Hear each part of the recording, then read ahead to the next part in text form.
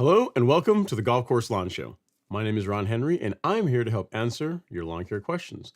Now, if this is the first time you're joining us, welcome. We're super happy to have you here. The way this works is really simple. On your screen, you will see a chat box. In there, you can enter your question, concern, comment of the day, and I work through them in the order that they come in. Now, sometimes I have the answers, sometimes I do not. But either way, we have an awesome time talking about lawn care and sometimes life. Guys, it's we're getting into mid-April. Also, it's Masters Week, so if you're someone that enjoys like amazing looking turf, even if you don't like golf, it's probably worth putting the Masters on and watching because they show what an unlimited budget and a lot of time can really accomplish, especially when it only has to really look amazing for a week or so out of the year. But yeah, it's as always, we're coming to you guys live on YouTube as our primary platform, but you can also get the show on X, on Twitter, as well as Instagram and Facebook. So whichever way you want to consume it, whatever works better for you, feel free to chime in. So as it's been a fun week, the lawn has been developing quite well. We've been getting some warmer weather, and then now we're having a bit of a cool, let's say kind of a cool snap here for the next 7 days or so here in Northeast Georgia. But overall, the lawn's doing well. Been doing a lot of mowing. The front lawn got its first cut. I couldn't help myself. It got its first cut. So I'll show you guys some video of that here later on in the show in case you're interested. And let's get into it. Let's see what questions and comments you guys have. Let's get rolling. All right. So first up, we got Mr. Hayes. He says, hello, Ron and all. I finally bit the bullet and purchased Velocity PM from the Golf Course Lawn Store. Can't wait to use it. But I'm struggling with Dallisgrass. Any suggestions on treatment? Yeah, so Dallisgrass is a tough one, Mr. Hayes. So the herbicide that was that's pretty effective against Dallisgrass is no longer really labeled for use on residential lawns. So for most people that have that problem, I just tell them to dig it out. Your best bet is just to set aside a couple days out of the week, get out there with a bucket and a weeding tool and just dig it out. That's going to be your best bet if you have a residential lawn for removing Dallisgrass. Congrats on picking up some velocity. The nice thing about Velocity PM, a lot of folks will look at the bottle, the cost of it, and say, well, there's no way I would use all this up. But remember, the PM in Velocity PM means POA management, right? So it's one of these things that you're going to continually be using. I mean, ideally, you'll do a couple of applications per season. That really should clean up the POA for that year. But next year, you're going to likely be dealing with the same thing again. It is, unfortunately, there's not really, you don't have like the pre-emergence that we have for warm season turf grass, like Spectacle, that can really pretty much make POA not an issue in your lawn. So Velocity is a great way to manage it from a post-emergent perspective.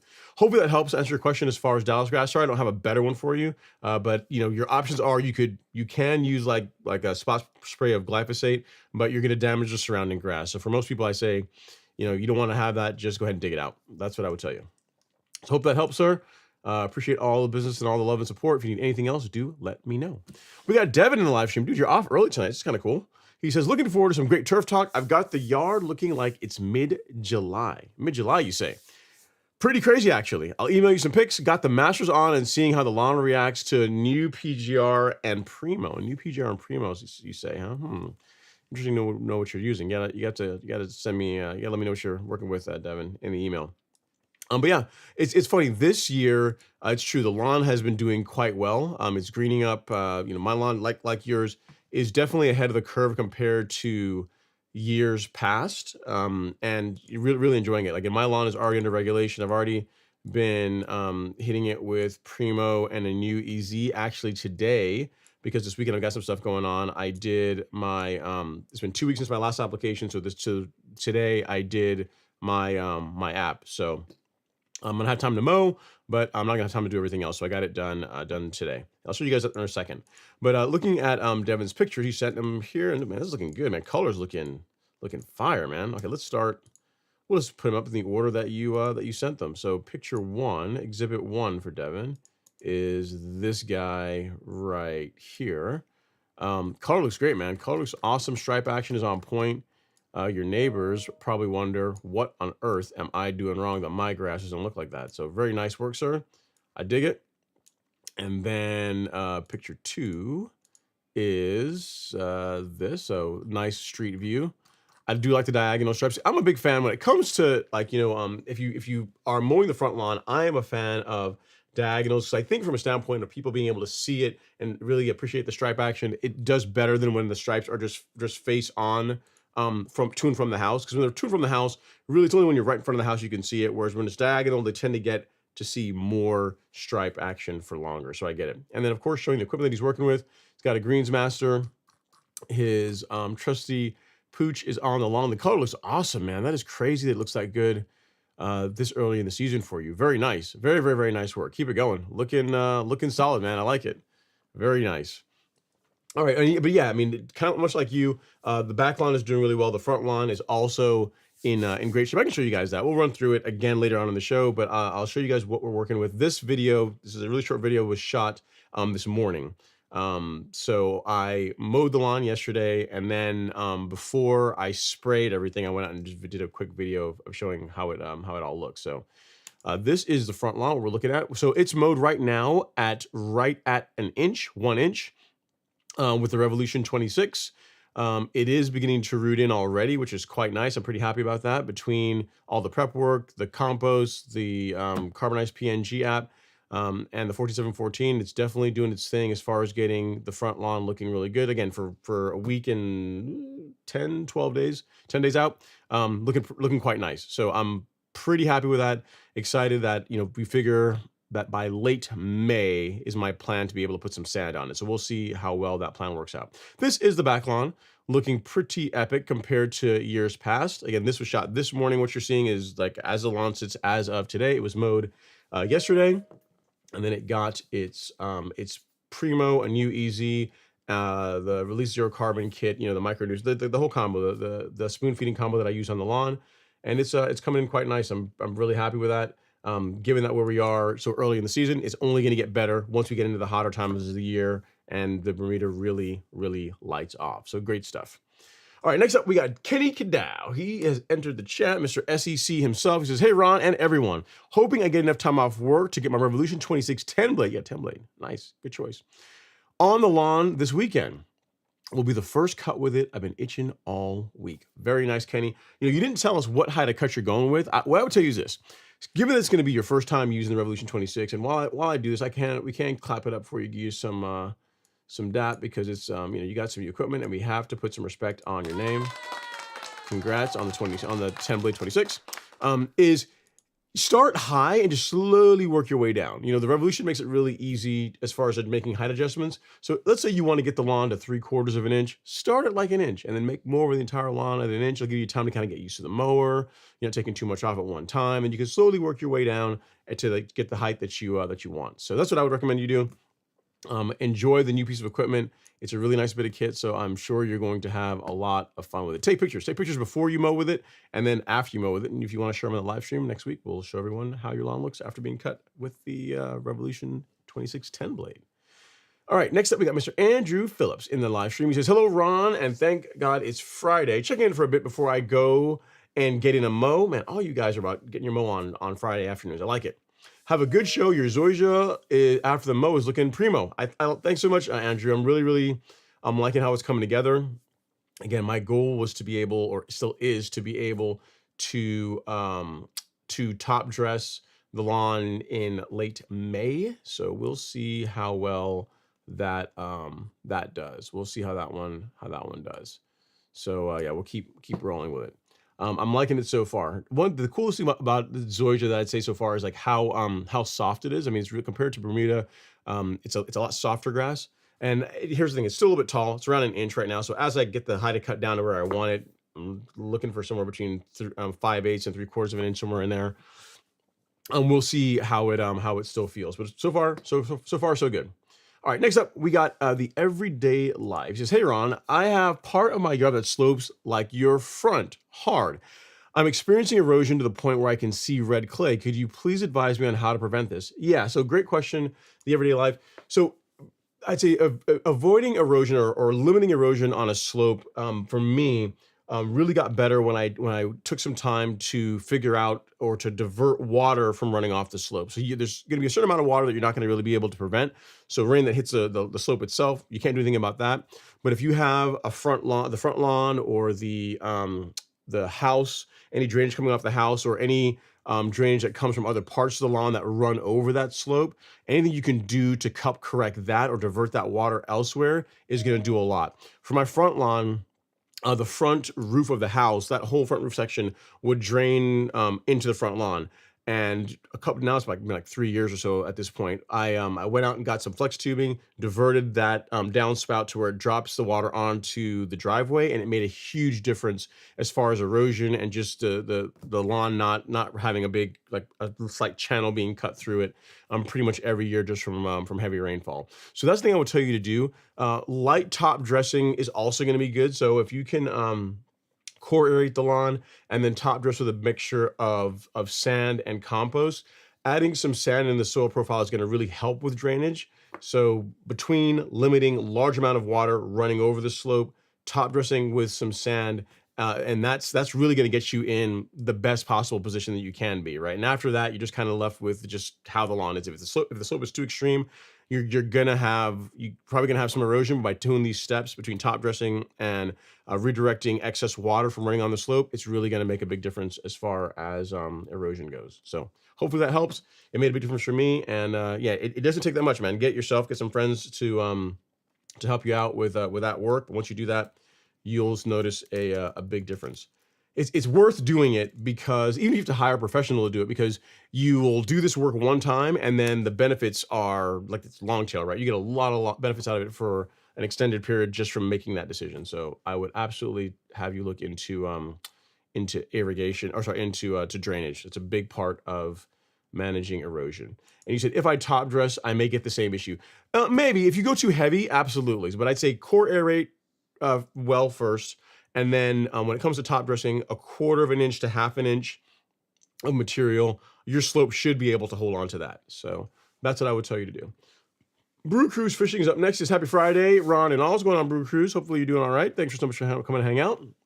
And then Andrew Phillips says, wow, already on track for end of April, beginning of May on my good green up. Nice, guys. It's cool. It's cool to see that everyone is a bit ahead of the curve as far as their lawns greening up this year, which is really cool. I like that. And then Buffy Sykes is up saying, happy Friday, y'all. What's going on, Buffy? Thanks so much for stopping by to say hello in the live stream.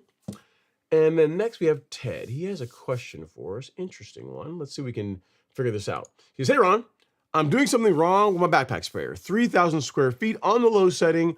Once I have walked it, I still have a gallon left. Did it again and still a gallon. The spray seems steady.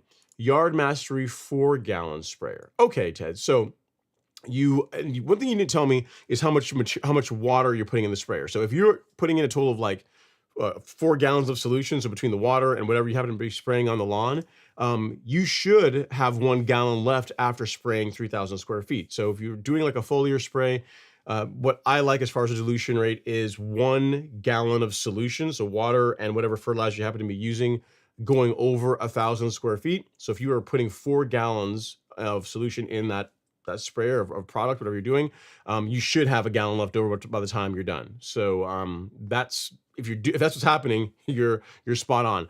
Now, if you are putting 3 gallons in and you have 1 gallon left over, then your walking pace, maybe you're not overlapping enough, or you need to slow down the pace at which you're walking.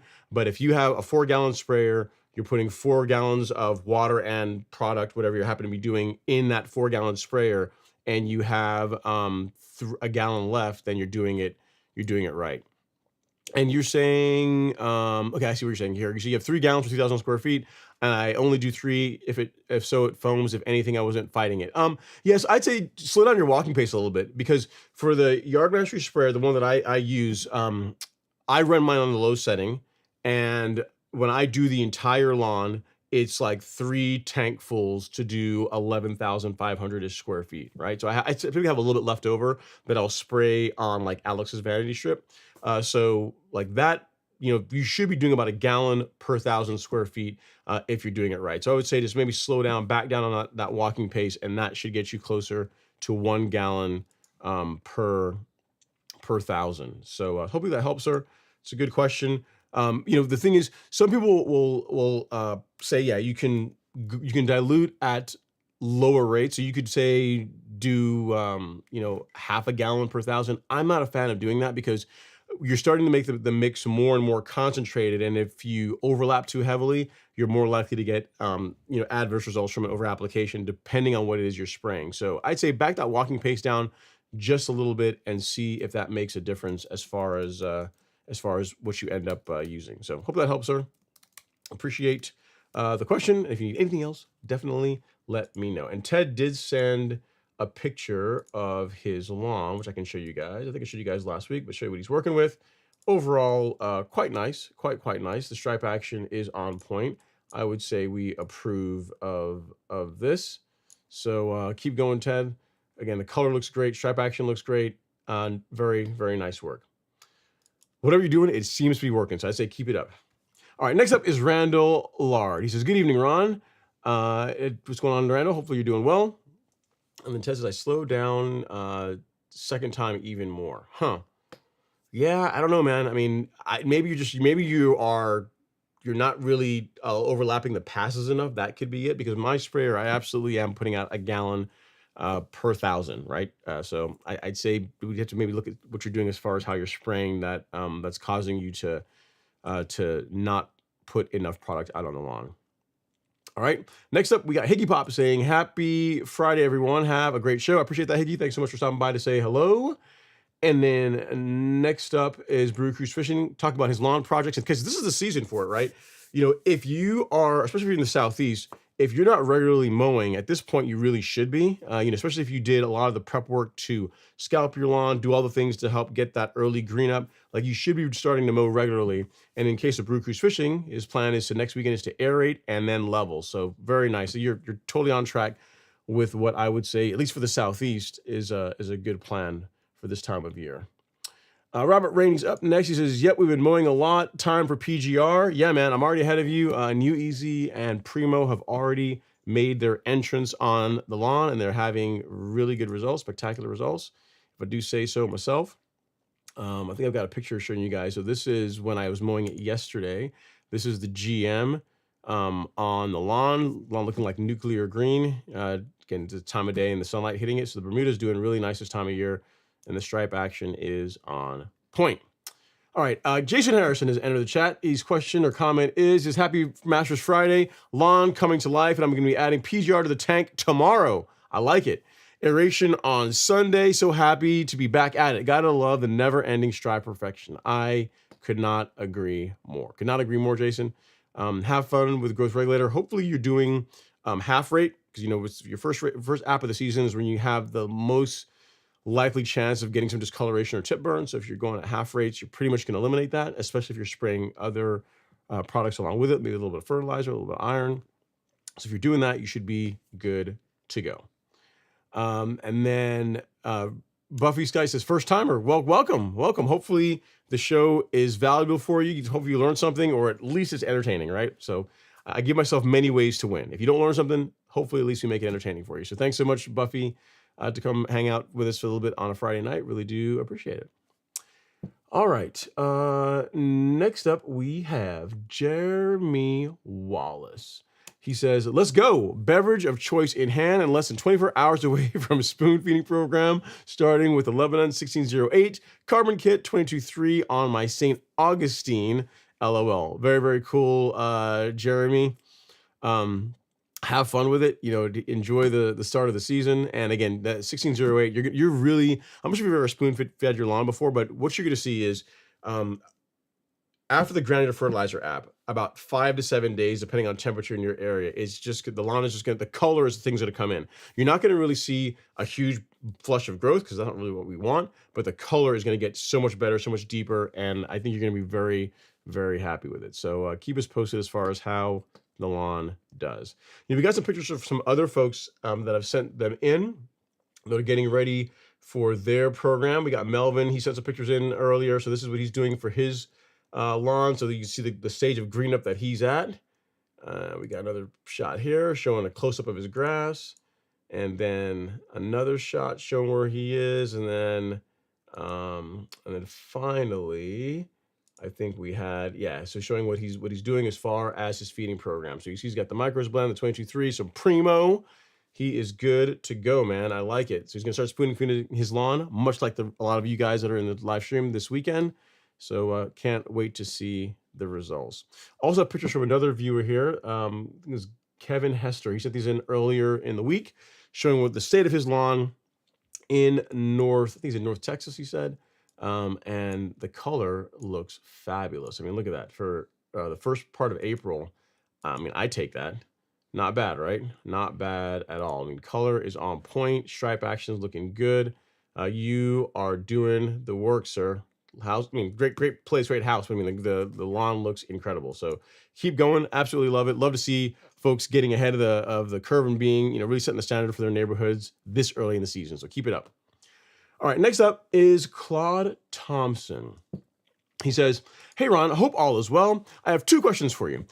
I have a cool season lawn here in Connecticut, and I overseeded my lawn last fall, and as a result, I was not able to put down pre-emergent. Then, as this spring, what can I use to spot treat the weeds I see coming up in a few places that will not harm my lawn, or would you suggest blanket spraying the lawn? Also, I plan on applying Pillar SC next month as it's on your lawn care schedule, but I want to know if I should consider rotating fungicides this season, if that's something you'd recommend. Thanks. Great question, Claude. So as far as the first part of your question, should you blanket spray or spot spray? Spot spray is what I'm going to tell you. I mean, really, blanket spraying a lawn really should be reserved for a lawn that's covered up in weeds. It sounds like you only have weeds in a few areas, so a spot spray is going to be the way to go.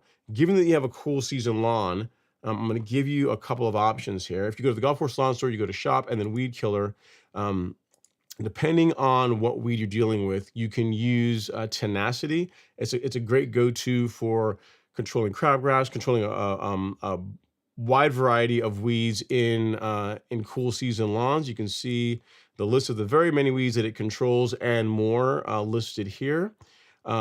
You also have sedge hammer. It's a bit early in the season for you to be dealing with sedges. I'd kind of doubt that you're dealing with that already. But the only other thing I'd say outside of tenacity is perhaps, if you get later in the season, you have some crabgrass, quinclorac would be a good choice. As far as crabgrass control, this is my favorite herbicide to go with. But between those two, you should be good to go. We do have a kit for cool season turfgrass that has pretty much what you'll need. So you have tenacity, sedge hammer, surfactant, and dye. These are a great set of herbicides. They're fairly gentle on the grass, especially if you're going to be spot spraying. And as far as folks using this to get good results for controlling weeds in their lawn, this is what I would really recommend that you go with. There's not really any temperature restrictions on these, so you can use them now for weeds that are actively growing. And as you get into the hotter times of the year, you can still use them again for spot spraying as needed to control weeds. So that is what I would point you towards for that perspective. Now, as far as your second question, as far as fungicides, Pillar SC, you're going to be applying Pillar. If you're doing it per the schedule, you're going to be doing it next month in May and then again in June. And then really not again until the fall. So do you need to rotate fungicides? Not necessarily. You're only doing 2 applications subsequently.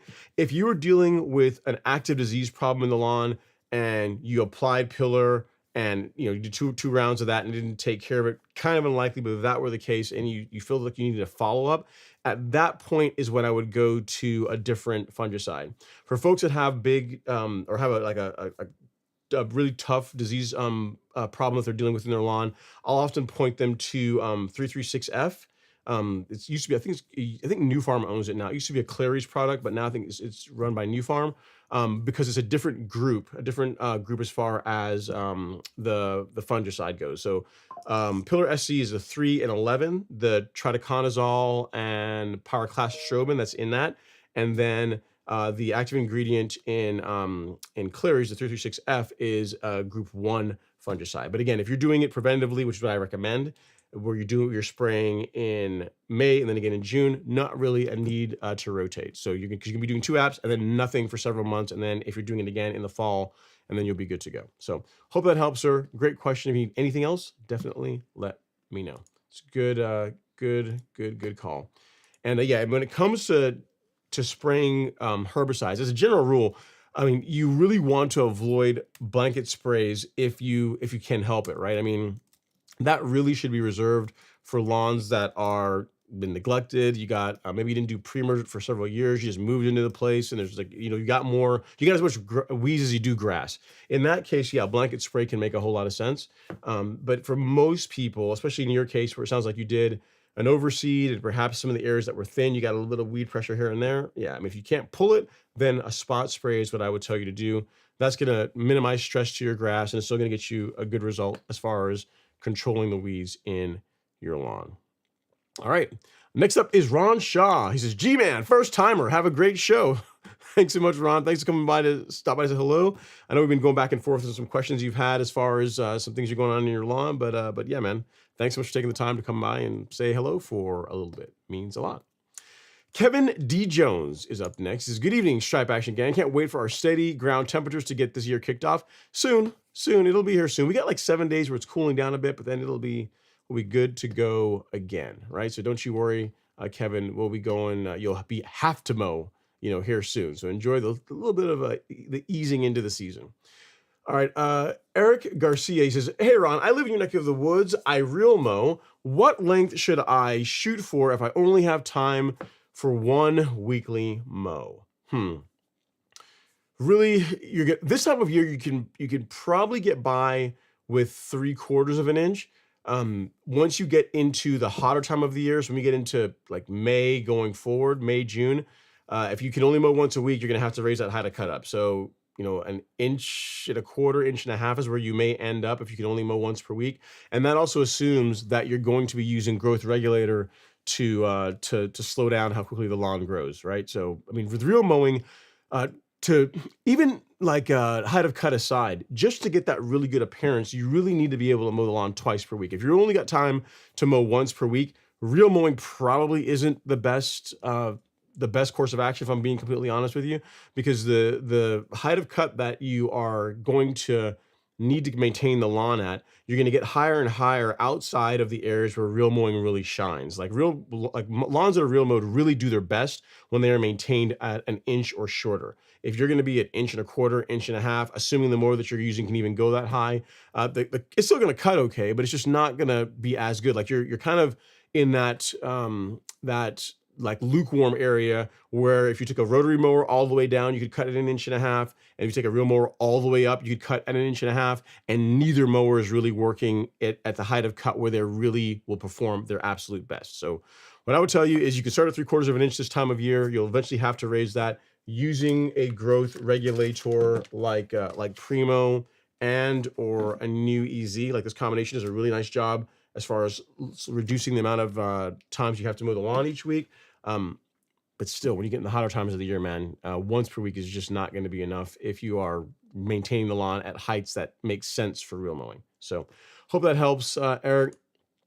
Do with that as you will. I mean, even if you decide you're only going to real mow for the first part of the season and then transition to a rotary mower, or maybe you'll be able to get some time during the week to get like that quick mow in during the middle of the week. Maybe that's what we have to do.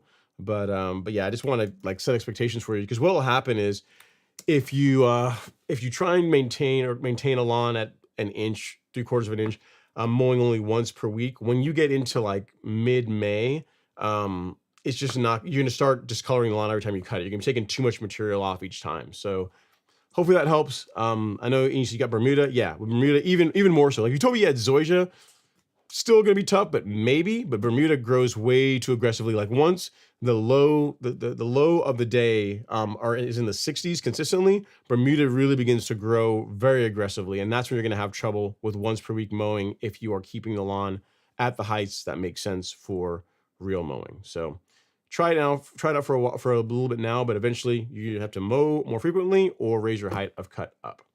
All right, Jason Carney's up next. He says, even though it ain't football season, go Dogs. What's the difference between urea and ammonia sulfate? Different types of nitrogen, Jason. So an ammonium sulfate, most of them are like 21% nitrogen by formulation, and they also have the benefit of being able to lower soil pH. So a lot of times when people use like an ammonium sulfate, it's whatever they are looking to, they have a soil that's trending more alkaline and they're looking to lower the pH. I'm not a fan of really using either of those. I prefer blended products, because if you're using like an ammonium sulfate, which again is typically 21% nitrogen if memory serves me, most lawns need more than just nitrogen, right? They will benefit from a bit of potassium at a minimum, as well as some micronutrients. So I am a fan of using more of a blended product that has a bit of nitrogen, bit of potassium in it at a minimum, and then some micros, biostimulants like kelp and humic acid. I think that overall makes for a better and a more complete feeding program. And if you go that route, the one that I'm recommending, then you have to use like just a straight sulfur to help, or sulfate to help lower pH if that's what you're trying to accomplish.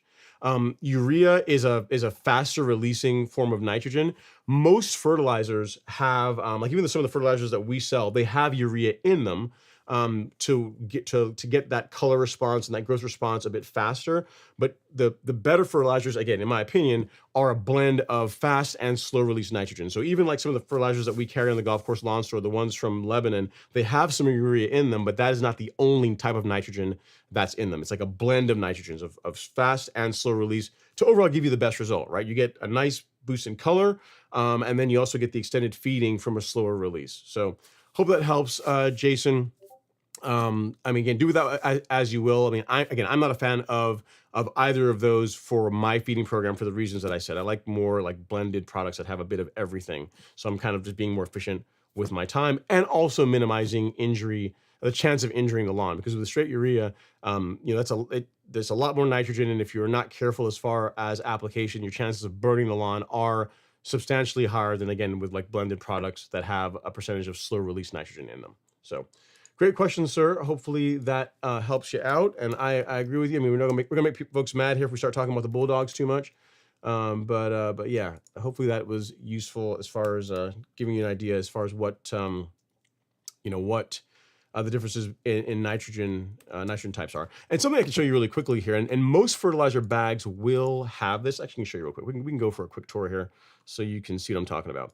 If you go to the Golf Course Lawn Store, you go to shop, reload this, and you go to, actually, I'll just bring up Humic Max. And you go to, let me get the label for it. Where is that? I think it's here. Yeah, so if you look at the label, let me zoom in a little bit.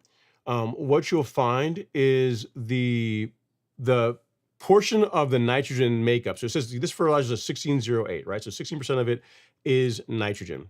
Of that 16% nitrogen, you can see how it's done. Like 1.1% is ammoniacal. You have a waterable. You have some wind, some water insoluble nitrogen. You have some urea, so 11%, and then you have others. Yeah, and so the star, the nitrogen with the star, that is the percent that designates the slow release component.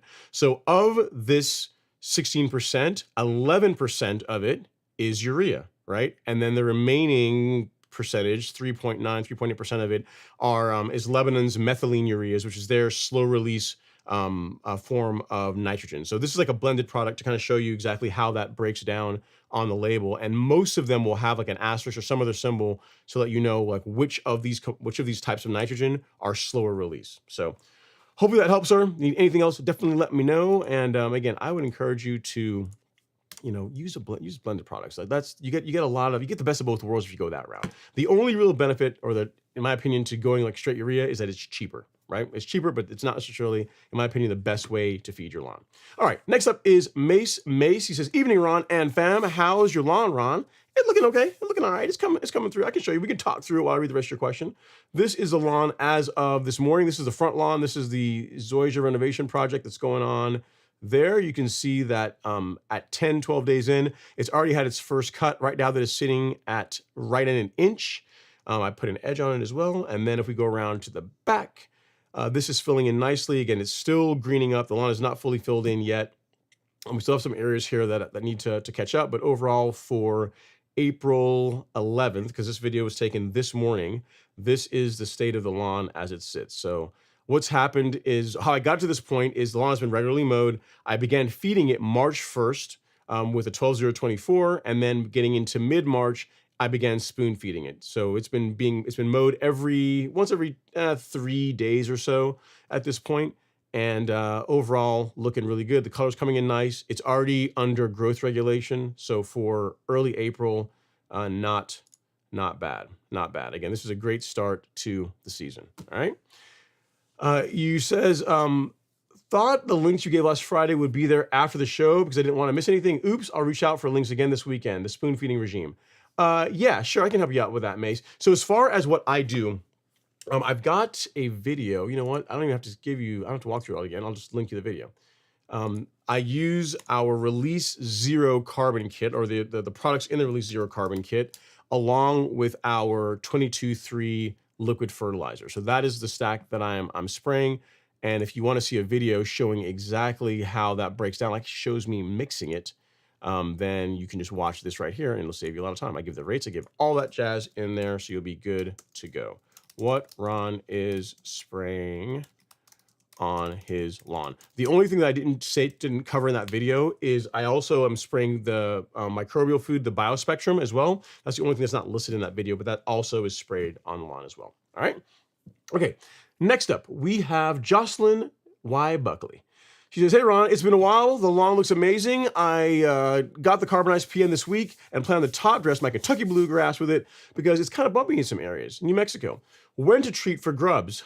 Now is when I would do it, Jocelyn. So when it comes to grubs, there's 2 times of the year whenever the larvae are active and when they're coming up to munch on the roots of your grass and ruining your season. That's around this time of year now, and then again in the late summer, early fall. So as far as applying insecticide, I would do it now, and I would do another application late July, early August. The insecticide that I use on my lawn is a product called Selective.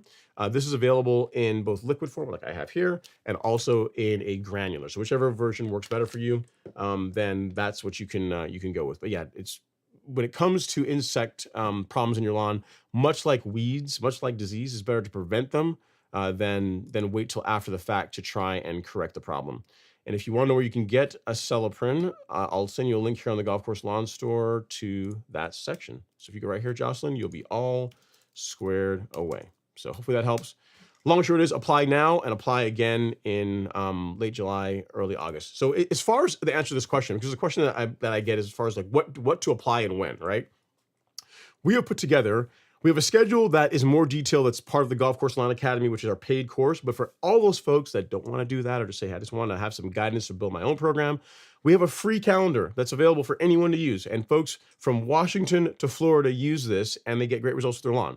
So if you go to the resources section of the Golf Course Lawn Store and then lawn care schedule, and you go on option 5 here, menu item 5, which is the monthly application schedule. We have practices for warm season grass, cool season grass, and then a month-by-month breakdown of what you should be applying. We give some rates for some of it and when. And this literally is what I do on my lawn. This is what I do. I mean, again, the calendars in the academy is a bit more detailed, but this is literally what I do. This is what I follow to create the lawn that you see. So if you've not seen this, Jocelyn, take advantage of it because it's free to use. And again, lots of folks get great results using just this. So hopefully that is helpful for you. All right. Next up, we got Julius Elias. He says, how do you remove St. Augustine grass from your Bermuda? Great question, Julius. You use a selective herbicide called quinclorac. I will show you. So if you go to the Golf Course Lawn Store, you go to shop, and then you go to weed killer. There you will find this guy, which is quinclorac. And it's labeled for crabgrass control. But the thing is, because St. Augustine kind of looks like crabgrass, you can use this for crabgrass control, but you can also use it to remove centipede or remove St. Augustine selectively out of a Bermuda lawn. Bermuda Zoysia tolerates this herbicide just fine. St. Augustine does not. So if you want to selectively remove St. Augustine out of Bermuda, quinclorac is what you're going to want to use. You're going to want to use surfactant with it. We have a kit that has the herbicide, dye, and surfactant, and that's going to do, again, a great job cleaning up St. Augustine in your Bermuda grass lawn. So hopefully this is useful for you, Julius. I'll send you a link of where you can find it here in the chat, and you'll be all good to go. And this is removing again, crabgrass out of your, or moving, I'm calling St. Augustine crabgrass, moving St. Augustine out of your Bermuda lawn. So the beautiful thing about quinclorac, right, is as far as herbicides for controlling crabgrass, in my opinion, it's really good. It's probably about as good as you can get. Now there are other products out there that are blends, like you got like Q-Ball, you have Q4, but they pretty much all have quinclorac in them. So as far as a herbicide for controlling crabgrass, especially when it's young, quinclorac is really as good as it gets. The only negative is that if you have a St. Augustine lawn or a centipede lawn, you can't use that on it because it will kill it. But that's not you in your case, right? You're good to go. You can use it to treat St. Augustine as a weed and to get rid of it. All right, Ken Wallace is up next. He says, hi, Ron. Do you usually cut your grass in the morning? Is that how you're able to get your stripes? So I cut my grass. I used to cut early in the morning when there was dew on the lawn, and I stopped doing that. And when I normally cut the lawn now is just mid-morning, 10 o'clock, 10:30. Whenever all the dew has burnt off is when I cut it. So if you look at the time of day as far as when the greens master's on the lawn, you can tell that's I don't know, it's probably like 10:30 in the morning is when I did that.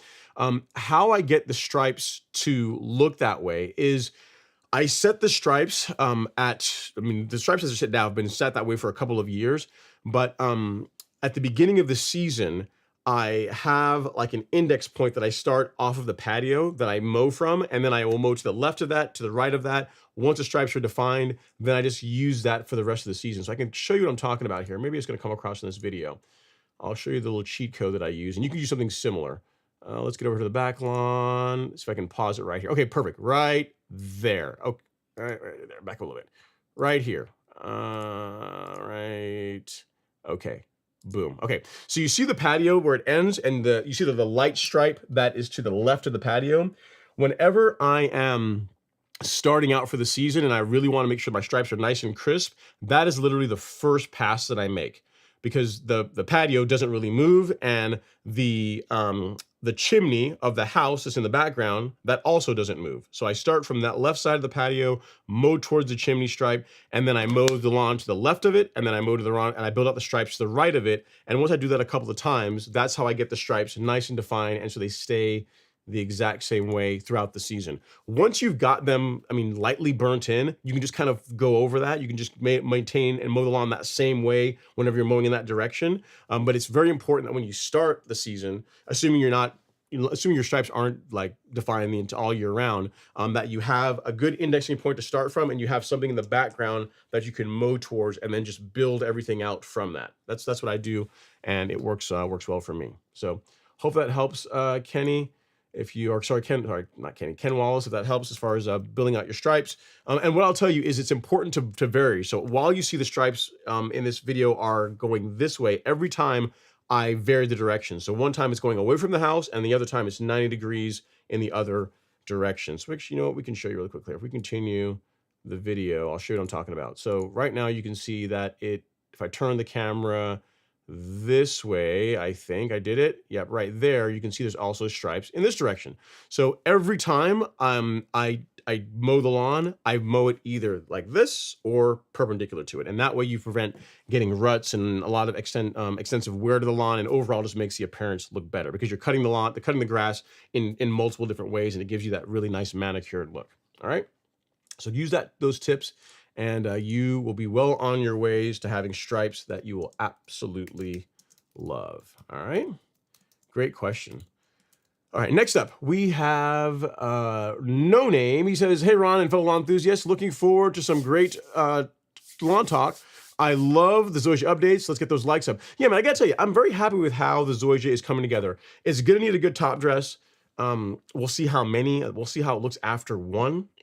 But what I've been doing is, especially after every time we have rainfall, I'll take the mower out there and I'll just roll it, because I'm trying to get the low spots or the high spots of the sod kind of pushed down, and just getting it as flat as possible as I can before I have to go out there and introduce sand. And then there's just, the other day I was out there rolling it, and I thought, it'd probably take a light cut, a little cleanup cut. And then one thing led to the next thing you know, I end up mowing the lawn, and it looks really good. So I'm happy with where we are. I'm thinking one, maybe two top dresses will be pretty good for this season to get it looking pretty good. All right, next up is Devin. He says, yeah, not bad for a stand of Kentucky bluegrass at 7,153 feet. It is not bad at all, Devin. I think most folks would take that, especially this time of year. Your lawn is looking spectacular. Stripe action's on point. Color looks really good. Keep going. Whatever you're doing is absolutely working. Gator Hub says, what's the email address? I guess for what? Like, if it's a very specific question that I'm not answering on the show, you can email me. But I get a ton of email this time of year, so don't be upset if you don't get an answer right away. But my email address is this. It's ron@golfcourselawn.com. Normally, this time of year, like, I spend a lot of my time. If there's a question that I don't get to on the live stream, I will answer it via email, or if a customer's reaching out and they have a question about a product, I get to it. But that's like the priority. So if you're on the live stream and you ask a question, I don't get to it, I'll answer you. Or if you're a customer about a question, I'll answer it, but everything else I'll eventually get to it, but it's not going to be as quick as it is like in the off season. So that's my email, ron@golfcourselawn.com. That is where you can get a hold of me. All right, next up is Mace. He says, enjoyed your vid on how to get those stripes. Can't wait to return to the US and try it. Still in Southeast Asia for another 6 weeks. Very cool, man. Well, enjoy the food. I'm sure there's awesome food there and great sightseeing. So enjoy it while you are there. Next up is Ron Lofty. He says, Ron, do you know anyone here who has used Southpaw herbicide from New Farm? Label says it's for sedges, broadleaf weeds, and grassy weeds. Let me know. Yeah, so New Farm reached out to me last year about that. Well, Southpaw, when they're still, I'm not necessarily trialing it, when they were getting ready to make it public. It's something we're going to start carrying. The thing about it is, as far as it being like the replacement for Celsius and Certainty, it is not that. If you want something that has some control over broadleaves and some control over sedges, then it's a good option. But it does not replace, in my opinion, Celsius and Certainty. Like, Celsius and Certainty also have the benefit of, if you are spraying them at sensible rates, like the rates per the label, like the chances of you causing any kind of discoloration to your lawn is very unlikely. Whereas with Southpaw, even in New Farm's documentation, you are going to get some mild discoloration, perhaps some stunting, depending on the time of year when you do it and the application rate you use. So it's not a silver bullet. It is a nice combination product. But for most people, I try to still push them towards Celsius and certainty, because even though most people will say, yeah, I'm fine with a bit of stunting, or I'm fine with a little bit of mild discoloration, they really aren't. So it's something we're going to start carrying. But in my opinion, it is not like Celsius covers more, has better broadleaf control than what Southpaw does. And Certainty has better sedge control than what Southpaw does, but it is still an excellent product that's like a good combination product. So, if you want to give it a shot, by all means, but just be prepared that you might get some mild stunting and some discoloration that's temporary if you go that route. All right. Next up, Ian M is in the live stream. He says, Ron, I've got a nice 3-year-old patch of Zoysia here in New England, so it's still fully dormant. I've never verticut it before, but now I have the tools. When should I do it? Yeah, so it depends on what your goal is, Ian. If you're going to use verticutting in lieu of scalping as a way to gently thin out the lawn a little bit to kind of get it started for the season, you can do it to replace scalping. If you're doing it as part of like your maintenance program to ensure that you still get a quality cut as the Zoysia is doing well, really not till like late May. You know what I mean? So whenever my lawn needs to be verticut from a standpoint of it's getting so thick that I start having cutting issues, that doesn't really happen until May, June timeframe. Having said that, I have verticut my lawn earlier in the season, like this time of year, mainly if I just wanted to thin it out a little bit. Maybe if I wanted to reset the stripes and get them really nicely burnt in, I can do that. I can use it for that purpose as well. But when you absolutely need to do it, is you're still probably a good 4 to 6 weeks out is when you have to do it. So hope that helps, Ian. Keep us posted as far as how the Zoysia up in New England does. Pretty cool. Pretty cool. It's cool that some of you guys decide to opt for Zoysia that far north. But yeah, it's a great grass. So far, I'm liking mine. It's not even greened up yet. It feels nice under the feet. I will say that. Zoysia has a nice feel under the feet. All right, Tex Perez says, I have a 2.5 strip of sandicing that runs along I don't know what the rest of it is, so we'll have to go back to that. Okay, next up is Mace. He says, how long does it take to lower your turf to desired height of cut, Ron? Like diving and coming up from depth slowly, but in reverse. Thanks. It depends. It depends on how much discoloration you're willing to tolerate. Like there's some people that will start their lawn when they scalp the lawn to start the season. They will get the height of cut down to where they want it, and they'll just go from there. There are folks that will start mowing the lawn and then slowly work its way down. Either way can work. It is less stressful once the grass is growing. When it's dormant, it doesn't really matter. But when the grass is growing, to slowly work your way down to the desired height of cut. And you could normally do, let's say, if you're going from say 1.5 inches to 3/4 of an inch, you could do that over a couple of weeks.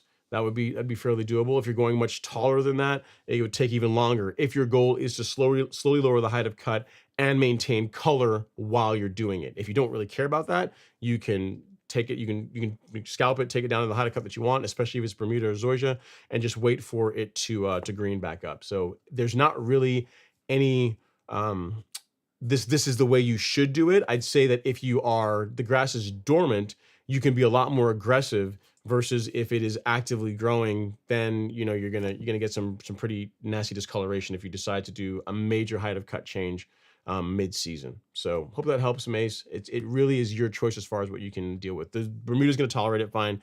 Zoysia's going to tolerate it fine. You're not going to kill it by doing that. It's just going to look ugly if you do it when the grass is already growing.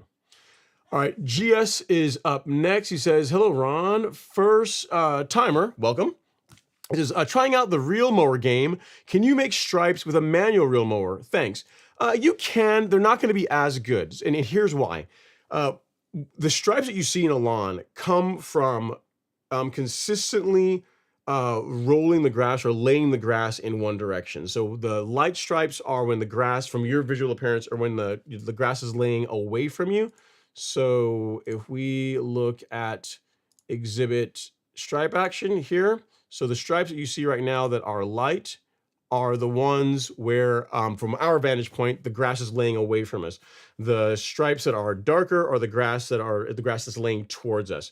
And to get that consistently, using a roller of some sort, so you can consistently roll the grass or lay the grass in one direction, tends to be better accomplished with like a powered reel mower that just has the weight and has the drum.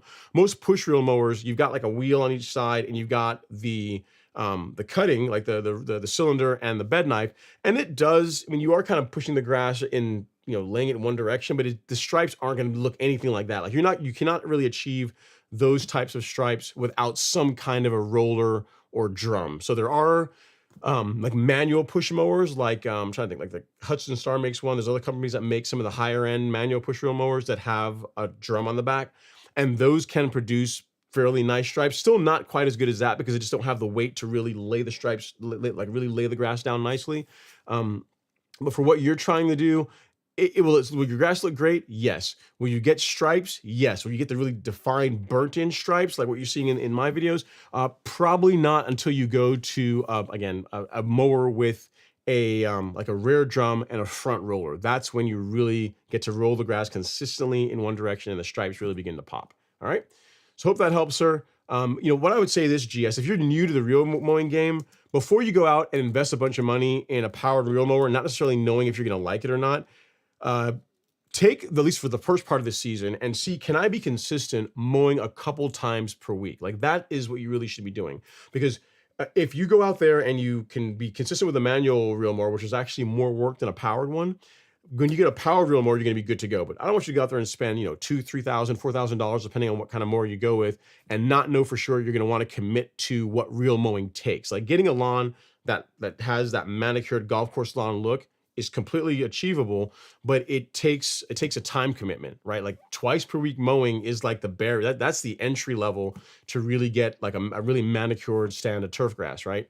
So use the fact that you got that manual push mower just to see if it's really for you, if you really enjoy doing it. Like for me, whenever I got something on my mind, if I got like, even having a good day, having a bad day, or I'm just thinking about something, I need to solve it, I will literally go out and just go mow the grass. Like I do some of my best thinking when I'm out on the lawn mowing. So if you can enjoy mowing, it's like your Zen thing to do, then yeah, then going to a powered reel mower eventually is probably the way for you.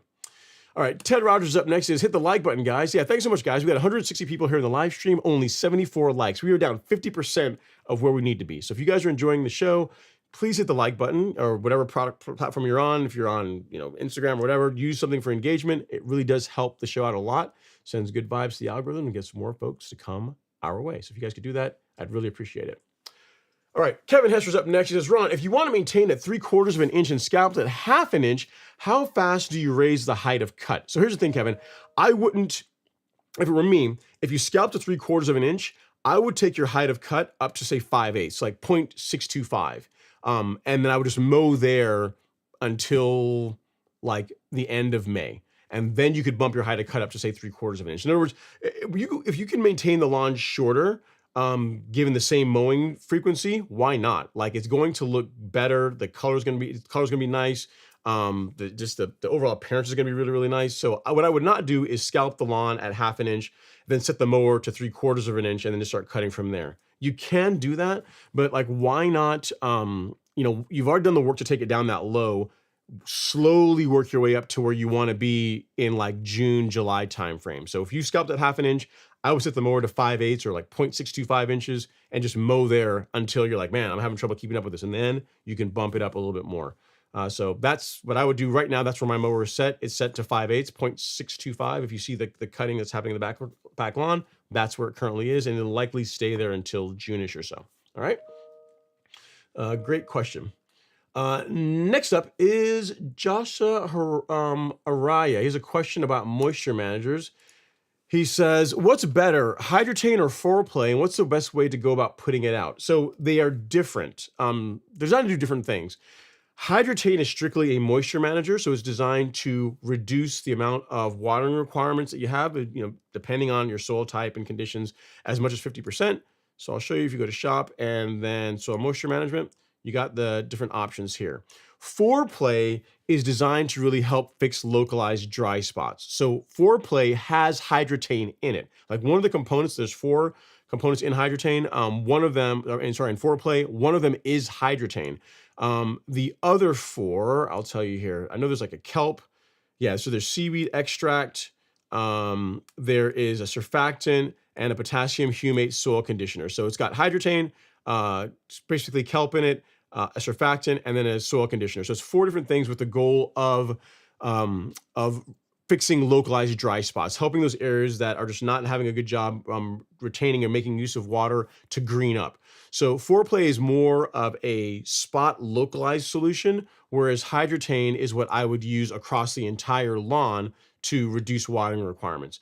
As far as how to use them, I'm a big fan of the granular hydrotane because it's easier to do. Like if you do the liquid, right? Ideally, the lawn needs to be wet before you put this out. And then after you apply it, you need to water immediately after you're done applying the liquid hydrotane, or you can get some discoloration in the leaf, in the grass. Now, with the granular, you don't have that problem. All you really need to do is apply it to a dry lawn, and within a couple of days, you go ahead and water it in, and you're good to go. So the granular is my jam. This is like this one right here, the 40-pound bag. This is what I actually use. This very product is what I use on my lawn because it's just the application requirements are just less intensive. Like I don't want to have to like do the front lawn, water it, then move on to the next section of the lawn, water that, versus I can just take the granular, put the entire thing out, and then just water it when I'm done. So they both serve different purposes. The granular hydrotane is more my personal preference, but again, if you got localized dry spots, go ahead and go with foreplay because that is what it's designed for. It's not like really an either or. They are different products with foreplay containing some hydrotane in it.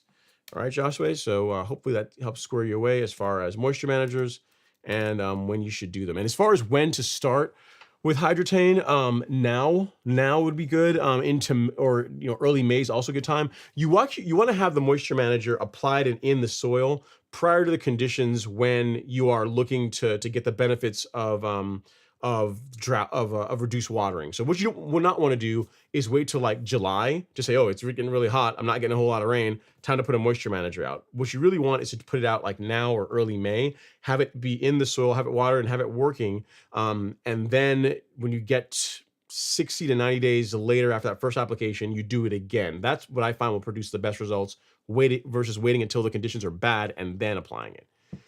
All right, and I think that our calendar on the Golf Course Lawn Store, actually, you know what? I'll just put this as a pinned comment so you guys will have that.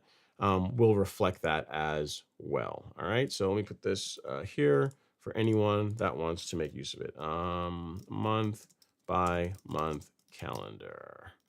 All right, so that is what I use, and again, folks from Washington to Florida use to get great results in their lawn, and it's free for you guys to take advantage of. All right, next up is M. Drain.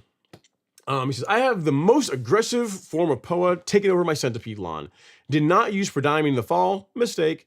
I tried to get rid of it with Certainty, 2 large scoops. Didn't work. Up the amount? No. I mean, Certainty should take care of it. I mean, depending on the maturity of the POA annua, you have to do another application. But if you use Certainty and you use surfactant, that is the key thing. Like this by itself is okay.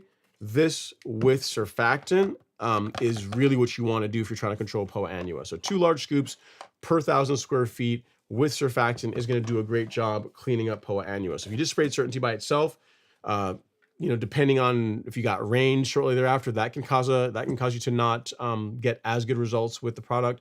Depending on the maturity of the POA, so if it's already gone to seed head, so it's flowering, then you may need to do another app 3 weeks later. But Certainty absolutely does work against POA annua, especially if you're using it before the POA gets out of hand. Like when it's the younger the weed is, it's not just POA, but the younger a weed is, the easier it is to control. Versus if you wait for it to be more mature, it just takes more applications. It's more difficult to get rid of. So that would be it. I would not increase the amount. If it's been 3 weeks since your initial application, then you could look at doing another app.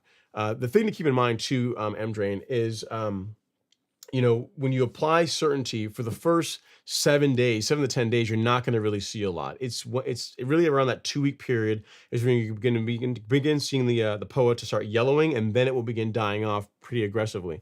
So if you applied it like 2 days ago, 3 days ago, a week ago, and you're like, it's not working yet, give it time. It is a slower working herbicide, and that's typically what you get whenever you have a product that does a really good job controlling the weed you're targeting, but also doesn't discolor your grass in the process. What you find is the herbicides that are more aggressive, meaning you get results really quickly, you also tend to get more discoloration, stunting, temporary injury from those versus herbicides like Celsius and or Certainty. All right. So hopefully that helps. Certainty is the correct product to get rid of POA in your lawn. So again, use those tips and hopefully that will help you get rid of it. All right, Antoine Clacken is up next. He says, happy Friday. Looking forward to a great show. Thank you, Ron, for what you do. I appreciate it, Antoine. Thanks for taking the time to come hang out. Appreciate you as always. And then Bo Michael says, what are your thoughts on hose end sprayers for PGR? So most growth regulators, and again, there might be some that can be applied through a hose end sprayer, but most hose end sprayers put out far too much volume. Like growth regulators like Primo, like annua EZ are designed for foliar uptake, which means you want a finer droplet size. So you're just lightly coating the leaf of the plant, right? For them to work best. If you are spraying so heavily that you're getting a bunch of runoff, you're basically wasting product. So hose end sprayers are good for applying pre-emergent, for applying soil-based products, liquid fertilizers that need a lot of volume to work, applying products like hydrotane that need a lot of water as a carrier. I think they're great for that. But for spoon feeding, for growth regulators, again, for like Primo and or annua, absolutely would be a no, right? Because if you look at the amount of, put in perspective for you, like the amount of Primo that you would use over 1,000 square feet of Bermuda grass, assuming you're spraying it at the once per month rate, is like, this actually, I got too much in here. It's like, let me empty this out. I'll show you exactly how much. It would be about 0.25 ounces. So that amount of Primo, that little amount there goes in a gallon of water over 1,000 square feet, right? So that you're not going to be able to get that.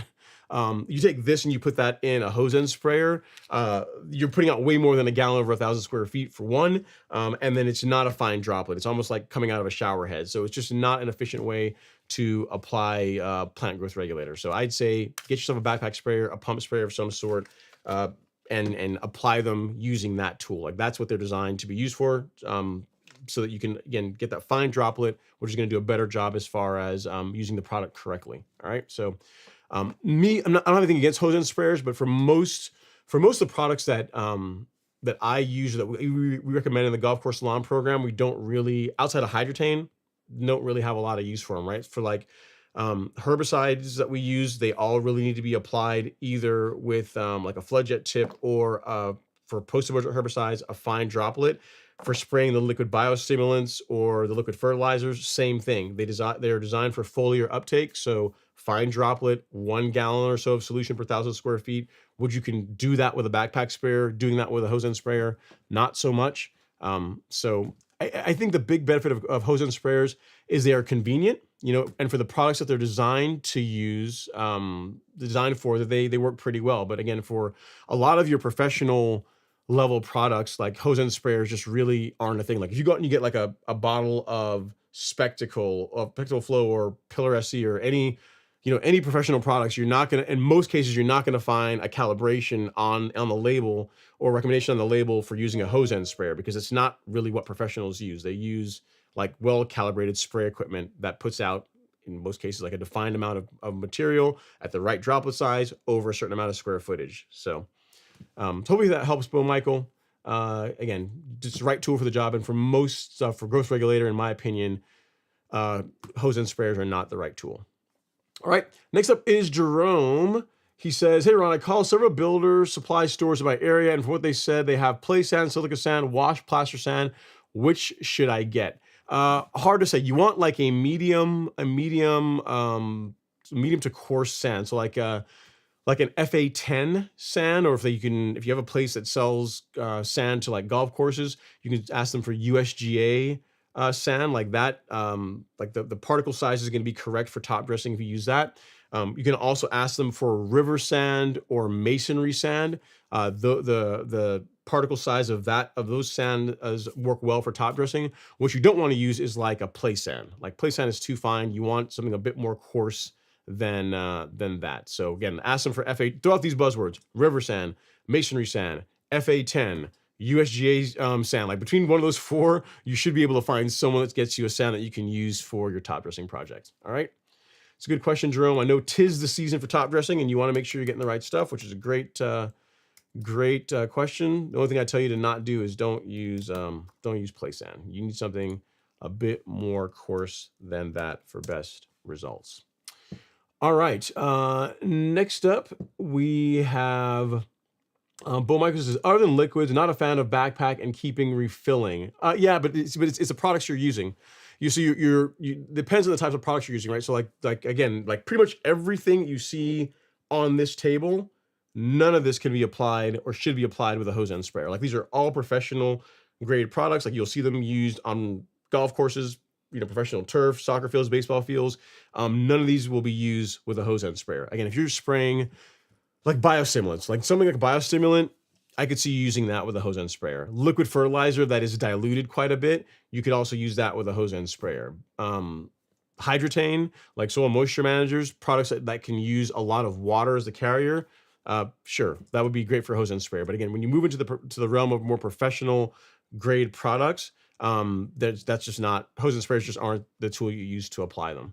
And you think about it, I mean, with a backpack sprayer, 4 gallons per 1,000, I mean, most people, like a 4,000 square foot lawn most people don't have lawns even that size. Or most of the folks I imagine on this live stream, their lawns are 4,000 square feet or smaller. So a single backpack sprayer, a tank full, a 4-gallon tank is going to be enough to do like the majority of lawns. And if it's not, then you go through and fill up and do again. Like in my case, I got to do 3 tankfuls to do my entire lawn, but then I can get the application precisely the way I need it to get like really good results. All right, Earl West is up next. He says, hey, Ron, happy Friday. This week, I scalped aerated Essential G Lime 14714. Good Lord, man, you did it all, didn't you? And then top dress. Can I still do 901C kelp carbon kit, or do I need to wait a while? Did this on Tuesday. Yeah, so if you're doing a spoon feeding program, yes, Earl, because really, you think about it, the only thing that you've applied out of all of those that is fertilizer that's already down is the 14714. Everything else is either a biostimulant, it's a cultural practice, or it's a soil amendment for pH, like all, and which have nothing really to do with your fertilizer per se. So if you did 14714 and you still want to go spray the 901C carbon kit, you can absolutely do that. Like what I do on my lawn is once per month, I put out a granular fertilizer. In my case, it is Humic Max 1608.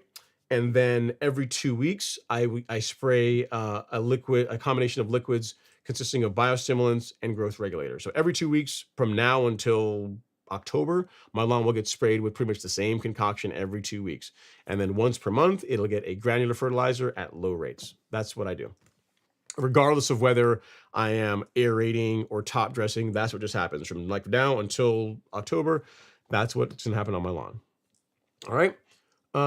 Next up is Ted. He says, I walk so slow. The second time it took 2 minutes to spray a gallon. I would check and also see how your overlapping is, Ted. Like if you're going from pass to pass, I'll tell you an example. Whenever I am walking my lawn, I tend to hold the wand just off of my right hip.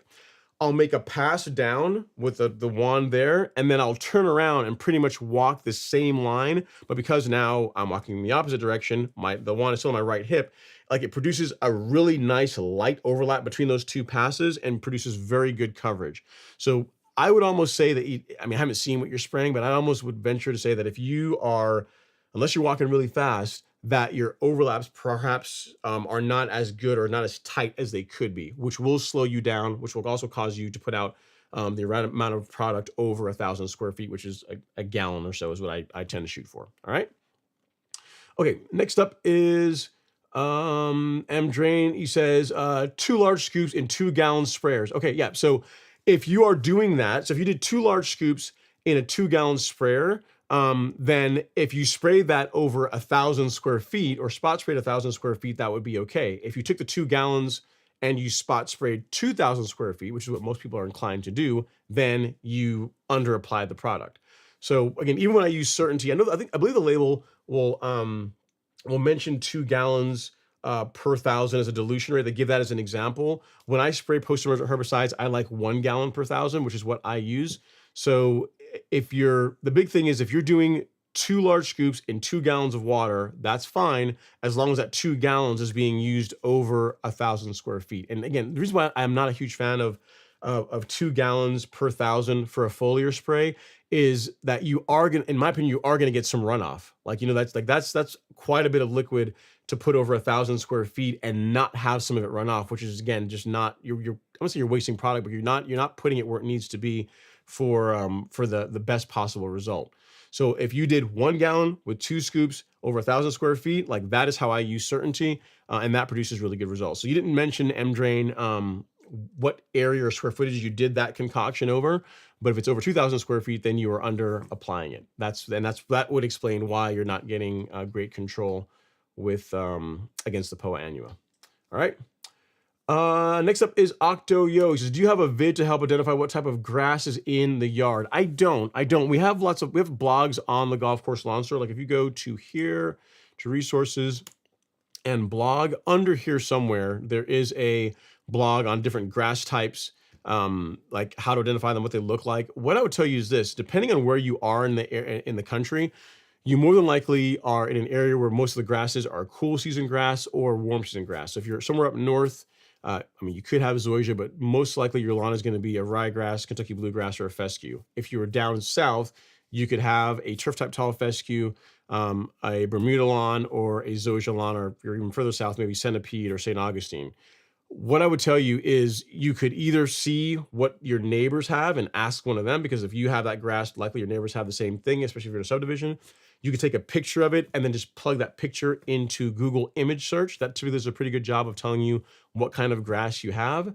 Then other option would be if you look at your local extension office in your area, if you say like, your city or your zip code local extension office, oftentimes they will have grasses that are common to that area, pictures of them, and you can kind of look at your grass and look at the pictures they have there, and that will also tell you what kind of grass that you have.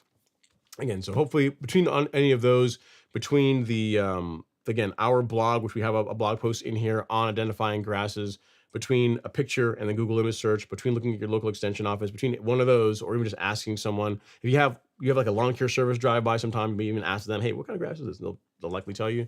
Between none of those, you'll be able to figure out what kind of grass you've got going on in your lawn. All right. Ted Rogers says, all thanks to you and your blueprint. Well, I mean, the blueprint definitely works, but you have to do the work, right? The program works if you work, as I'll say that, Ted. And the thing is, folks look at your lawn now, they see this.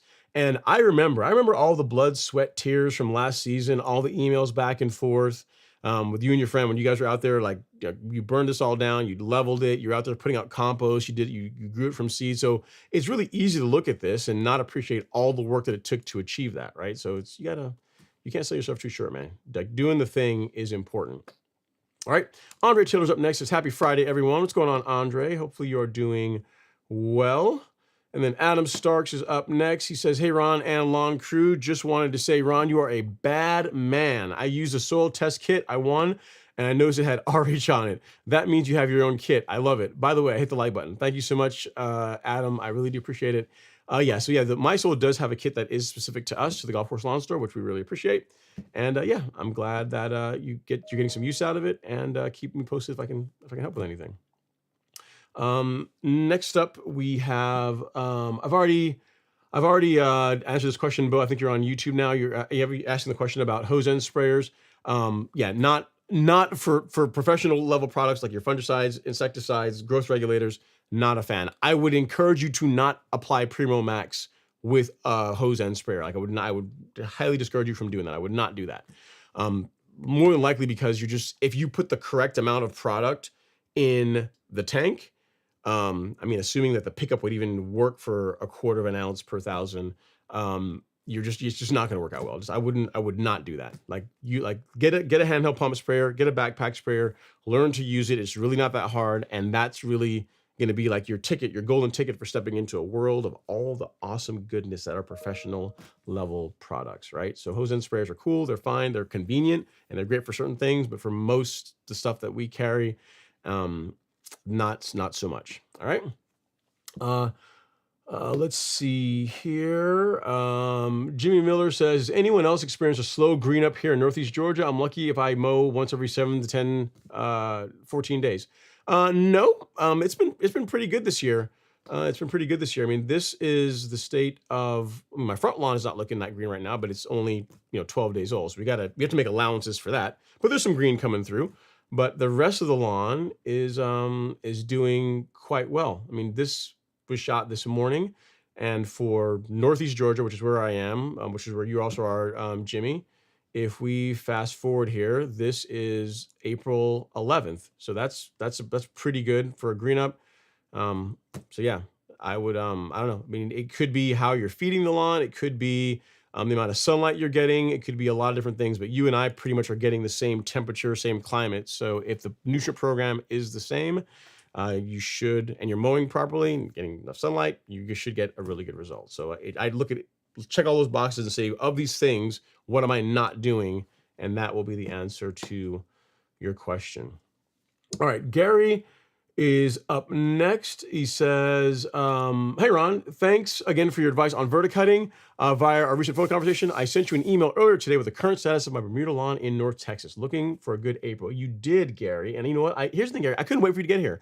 I already showed the folks off your lawn because Gary, he had some questions about verticutting and when to do it, what are the benefits of it, how often should he do it, all that jazz. And you can take a look at his lawn, and he's doing pretty good, man. I mean, for North Texas, April time frame, not bad. I would even venture to say spectacular, pretty awesome. I think you should just keep going. Whatever you're doing, keep it up because it's looking quite nice, sir.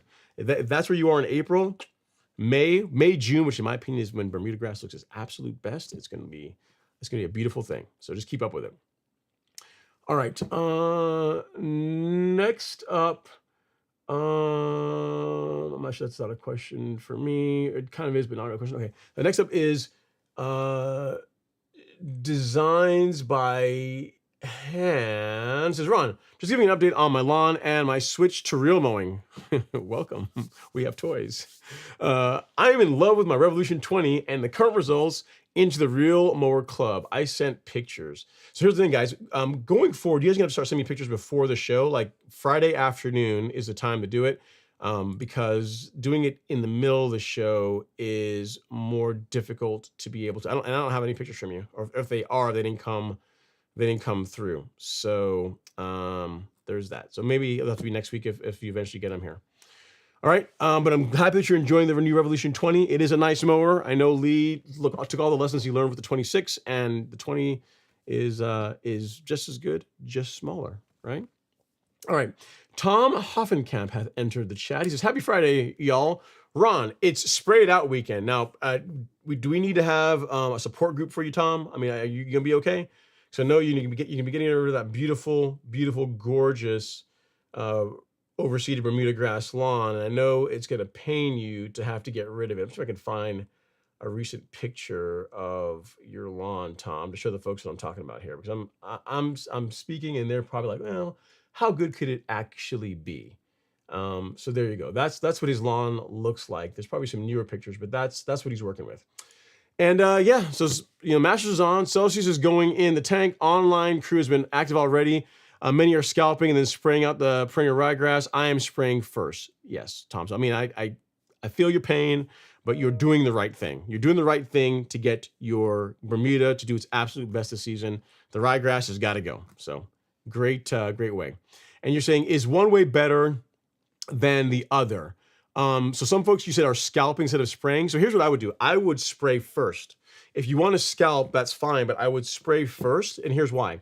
So if you go use Celsius, which your Bermuda grass will tolerate just fine, but will seriously injure and or kill the ryegrass. Say you sprayed tomorrow with Celsius and surfactant, you gave it 2-3 days, and then you scalp the lawn. Within a couple of days, the ryegrass is going to have taken up, it's going to absorb that herbicide. It's going to already begin having a negative result against it. And if you go out now and you scalp it, that's going to further injure the grass, which is going to accelerate finishing it off. So I would not, if it were me, I would not scalp as a way to try and get rid of the ryegrass. I would definitely use a selective herbicide, and I would do so before I scalp. So like you kind of, you give it a you kind of soften it up with Celsius, and then the knockout punches to really cut the grass down really low, which is going to make it much more difficult for it to even grow back because it's already been injured with the herbicide. So the sequence I would use is spray the selective herbicide and then scalp if that is what you're going to do to get rid of the ryegrass. All right. Next up is Mazama Blue. He says, hey, Ron, long time, cool season lawn. I am pre-germinating seed to plant a new lawn in a week. Is it okay to use tenacity as seeding with pre-germinated seed? And what order should I apply? Yeah, so a lot of folks will use tenacity, especially when they are dealing with bare ground, as a weak form of pre-emergent because it lasts for 3 to 4 weeks, which means it's not really going to negatively affect your seeding project, but it's also going to keep weeds away. Right? You can keep weeds out of your lawn as you're getting ready for your seeding. So if you decide that you want to do that, you would apply tenacity, and unlike whenever you're using it as a post-emergent herbicide, you would actually water it in, right? Because you're using it as a pre-emergent in this case, and then put your seed out. And again, it only lasts for 3 weeks or so, so it's not really going to negatively hurt your grass seed from coming in well.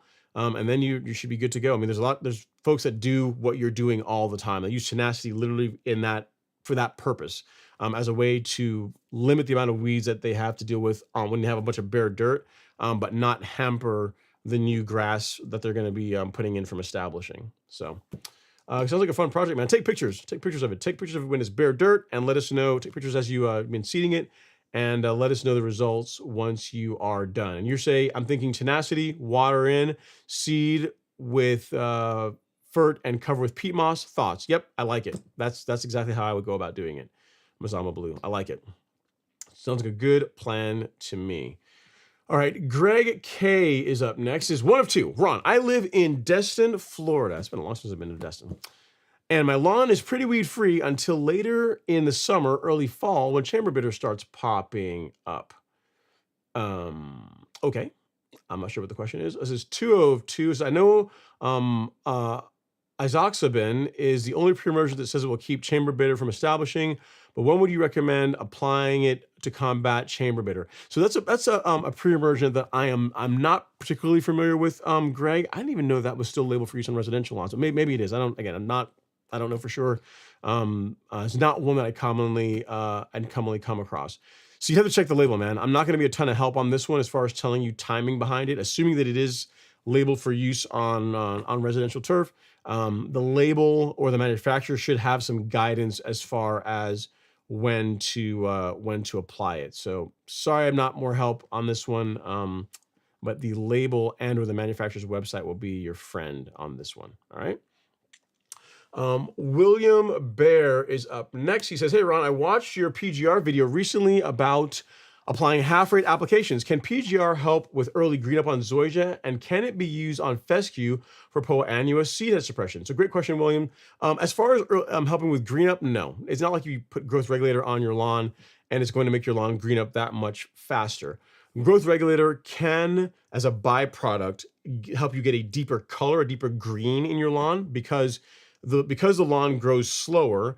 An older leaf tends to be darker in color. Like you get a byproduct of you mowing less is that the color of the lawn tends to be a bit deeper, but it's not because like PGR is actually causing the lawn to be deeper. It's just that you're cutting less leaf off every time you mow it. Can it be used on fescue for Poa annua seed head suppression? Yes. So Primo Max, both Primo and a new EZ can be used on both cool and warm season turf grass. Check the label. The rates for most cool season lawns is quite a bit higher than what it is for warm season. But yeah, one of the uses of Primo Max, even on the label, is for seed head suppression, right? So before we had velocity, before velocity was a thing, as a way to get rid of Poa annua, the best you could really do in most cool season lawns is hide it. And to that end, the folks at Syngenta said, hey, one use of Trinexapac ethyl is if you apply this or spray this on your lawn early enough in the season before Poa annua goes to seed heads, it's a way of suppressing seed heads from that particular type of grass. And it's not just Poa annua. So also from a standpoint of like Bermuda, like here in the next 4 weeks or so when it starts to get hot, Bermuda is also going to start throwing seed heads. Zoysia is also going to start throwing seed heads. And the lawns that are under regulation using Primo Primo Max and or Annua are going to have less of that than lawns that are not under regulation. So to answer your question, yes, you can be used on Zoysia and fescue. It will not help with the earlier green up, but there's a host of other benefits to it. And yes, it can be used for seed head suppression per the label. So I hope that helps, William Bear.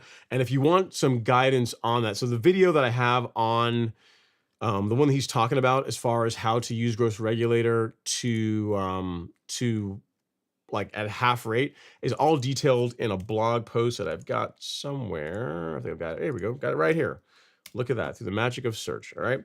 So if you go to the Golf Course Launcher, and I'll link this in the chat for you guys on our blog, and this is free to look at. This talks all about how plant growth regulation can make your lawn thicker and greener. I was going to call it, here's why there's life before PGR and life after PGR, but that wouldn't work well in search, and most people wouldn't find it, so I didn't do that. But it's pretty awesome stuff. It explains what growth regulators are, some of the chemicals that are in them, how they work, like the process of what a PGR does to your lawn, a video around Primo Max, as well as application rates, some content around Annua EZ, which is a new growth regulator that I started using last year. I actually mix Primo and Annua EZ, and the results are amazing. And the video that you're probably talking about, William, which is this guy, which is how I mix both Annua and Primo together on my lawn to get really good results. If you're just using just Primo by itself, this is the video to watch. If you want to do Primo and Annua EZ, this is the video to watch. And also within here, we've got the half rates for growth regulator for both Primo and for Annua. So this is like your one-stop shopping if you are looking for using growth regulator on your lawn, just learning about it, and then getting some tips, videos, content on how to use it properly to get a good result. So if you're so interested, I will I'll paste this in the chat, William, but I'll also send it to you directly. So if you look at William right there, that is the video on using plant growth, or the blog post on using plant growth regulator, plant growth reg blog post. And it's got videos and everything in there. So check that out, and hopefully it is useful for you. And while I look for the next comment, the reason why I do half rate, so I didn't really explain it in your question, but the reason why I do that is Primo, excellent growth regulator. The challenge is if you look at the label, it has you applying it once per month, and the rates that it supplies on the label are for applying it once per month, and it's going to give you 3 to 4 weeks of regulation thereabouts, right? The problem is whenever you get into the hotter times of the year, so late June, July, early August, Bermuda grass in particular, and I'm sure this happens to other grass types too, is growing so aggressively that the lawn can come out of regulation sooner than before it's time for you to do your next app. A way to get around that is just simply take that half, the monthly rate for your grass type, cut it in half, and spray it every 2 weeks. Another benefit to that is that whenever the first time you spray growth regulator, you can get some temporary yellowing called tip burn to your grass. If you spray at half rates, you don't get that. So the only negative to really doing it this way that I would recommend is you're out there twice per month. You're out there every 2 weeks spraying your lawn versus once a month. But outside of that, like, there's tons of benefits. The lawn doesn't come out of regulation. You don't have any yellowing. It's just the only negative really is that it takes a bit more time. Again, twice per month versus once per month. But if you are someone that is following the Golf Course Lawn program anyway, right? So you're spraying, like, you're spoon feeding your lawn. So you're doing granular fertilizer once per month, and you're spraying liquids every 2 weeks. You can put Primo and Annua EZ in the tank and spray them at the same time. As a matter of fact, that's what I did this morning. So every 2 weeks, that's what I do. So hopefully that helps, sir. If you have any other questions, let me know. And yeah, and I will just tell you, there's life before growth regulator and life after it, and it's pretty awesome stuff. So if it's your first time, the thing I would tell you is respect it. Don't get out there and look at it and say, there's no way that little itty bitty amount of growth regulator could be enough. I'm going to like double it. I'm going to do a little bit of a heavy pour. Do not do that. Like, follow the rates regardless of how little it looks like. I mean, that amount is plenty to get the proper result. So growth regulator is pretty, I wouldn't say necessarily unforgiving, but you need to stick to the rates. Like everything, you need to stick to the rates, but with PGR, you really need to stick to the rates. Don't like go heavier just because you want to and you think that it's better, because it's not. All right. Next up is Octoyo says, I just purchased my first home, yay. And the previous owners totally neglected the grass. Weeds spread all throughout the lawn. What can I do to have a lush lawn by summer? Please help. Great question, Octoyo. So what I tell you, as far as taking a lawn from 0 to hero, there's like a 4 or 5 step process, right? The process that you're dealing with right now is weeds. So getting rid of weeds. So if you go, I'll show you really quick here. We can walk through the infographic.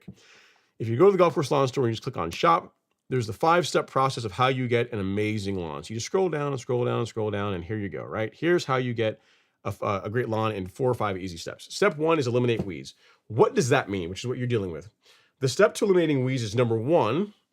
Step 1, thing 1, most important thing in thing 1 is figure out what kind of grass you have. Because the idea is that we're trying to control the weeds. We're going to kill the weeds, control the weeds, and not damage or kill your grass in the process. Like that's what we're trying to do, right? Get rid of the weeds, keep the grass. And knowing what kind of grass you have is really important because then that narrows down the types of herbicides that we can use that are safe for your grass type, but are also still effective for controlling the weed that we're trying to target, right? So weeds come in several different, there's different families, but you got like broadleaf weeds, you got sedges, you have grassier weeds, right? And depending on the type of grass you have, there are herbicides that are a better fit for broadleaves, certain herbicides that are better fit for sedges, and some herbicides that are better fit for grassy type weeds, right? So knowing what kind of grass you have is thing 1. Next is knowing what kind of weeds you have in your lawn. I'm going to venture to say more than likely you have like a combination of broadleaf weeds, maybe some sedges, like your lawn probably looks like a salad bowl. So without even seeing your lawn, given the number of lawns that I look at, it's more than likely that a broadleaf herbicide is going to do a pretty good job improving the situation. It may not get everything you got going on in your lawn, but it's going to definitely improve the situation quite a bit from where you currently are. But before we can do that, we have to know what kind of grass you have. So if you had a warm season grass, like, for example, like Bermuda, Zoysia, St. Augustine, you could go with, when you go to the weed killer section, you could go with a herbicide kit like this that has Celsius, Certainty, surfactant, and dye. This is your broadleaf weed control. This is your sedge control and has some control against grassy weeds like Poa annua. This is a spreader sticker, which helps the herbicides to more evenly coat and adhere to the leaf of the plant that we're targeting, like our weeds, and then a marker dye to be able to see, an indicator dye to be able to see what you sprayed. So this is a great kit for doing a good job cleaning up weeds in a warm season lawn, but you would not use this if you had like Kentucky bluegrass or ryegrass or fescue. So thing 1 is identify what kind of grass you have, identify what kind of weeds you have, and then you'll be able to select which of these, whether it be the warm season kit or the cool season kit, makes the most sense for you.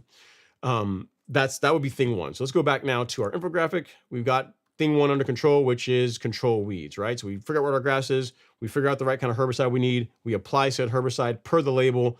Weeds are now on our process. We're now moving down the track towards the golf course lawn because we're getting the weeds under control. Step 2, which is to answer the question that I get more commonly. The question I get second most outside of which weed is this and how do I get rid of it is what fertilizer should I be using on my lawn? And the only way to accurately answer that question is with soil test data. Now, there's different ways to get a soil test. You can get one from an extension office. You can get from different services. The one that we recommend is, and the one that we carry is by Predictive Nutrient Solutions, aka MySoil. So this is a soil test that I personally use on my lawn. The reason why I like it is that it's easy to use. The results are easy for per person that's not like a soil nerd to be able to read and understand like what it's telling you. And you also get recommendations on how to correct whatever issues you have in your soil. Another benefit is that your results are saved. So you get access to this web portal, and if you test your soil now, and let's say you test it again next year or this fall, all those results are saved, so you can compare, like say the April 2025 test against the fall 2025 test, and you can see how the different nutrient levels are changing over time. Like you can literally overlay them on themselves. So the soil test kit is great, and then also the tools you get with it as part of buying it are also awesome as well too. So step 1, we get rid of weeds. Step 2, we get a soil test. And then step 3, which is the thing that most people really enjoy and have a ton of fun with, is you fertilize your lawn based on the soil test results. Because when you get your soil test results, it's going to pretty much spit out and say, hey, Octoyo, for your lawn, this is what you should be trying to correct. Here are some fertilizer recommendations or other soil amendment recommendations to get yourself in great shape. So you go ahead and apply said products to your lawn, and then Then now we got to have a heart to heart. We have control the weeds. We have soil tested. We have fertilized the lawn. This is all the parties, all the fun parts of it, right? Then comes the thing that most people are not great at. And it's literally probably the most important thing to getting that nice manicured look, which is mowing, right? So the last step, the fourth step is to mow, and mow some more. That's also the theme of today's live stream. Mowing is the thing that ties it all together. So we're using herbicides, a combination of pre-emergent, post-emergent herbicides to keep weeds under control.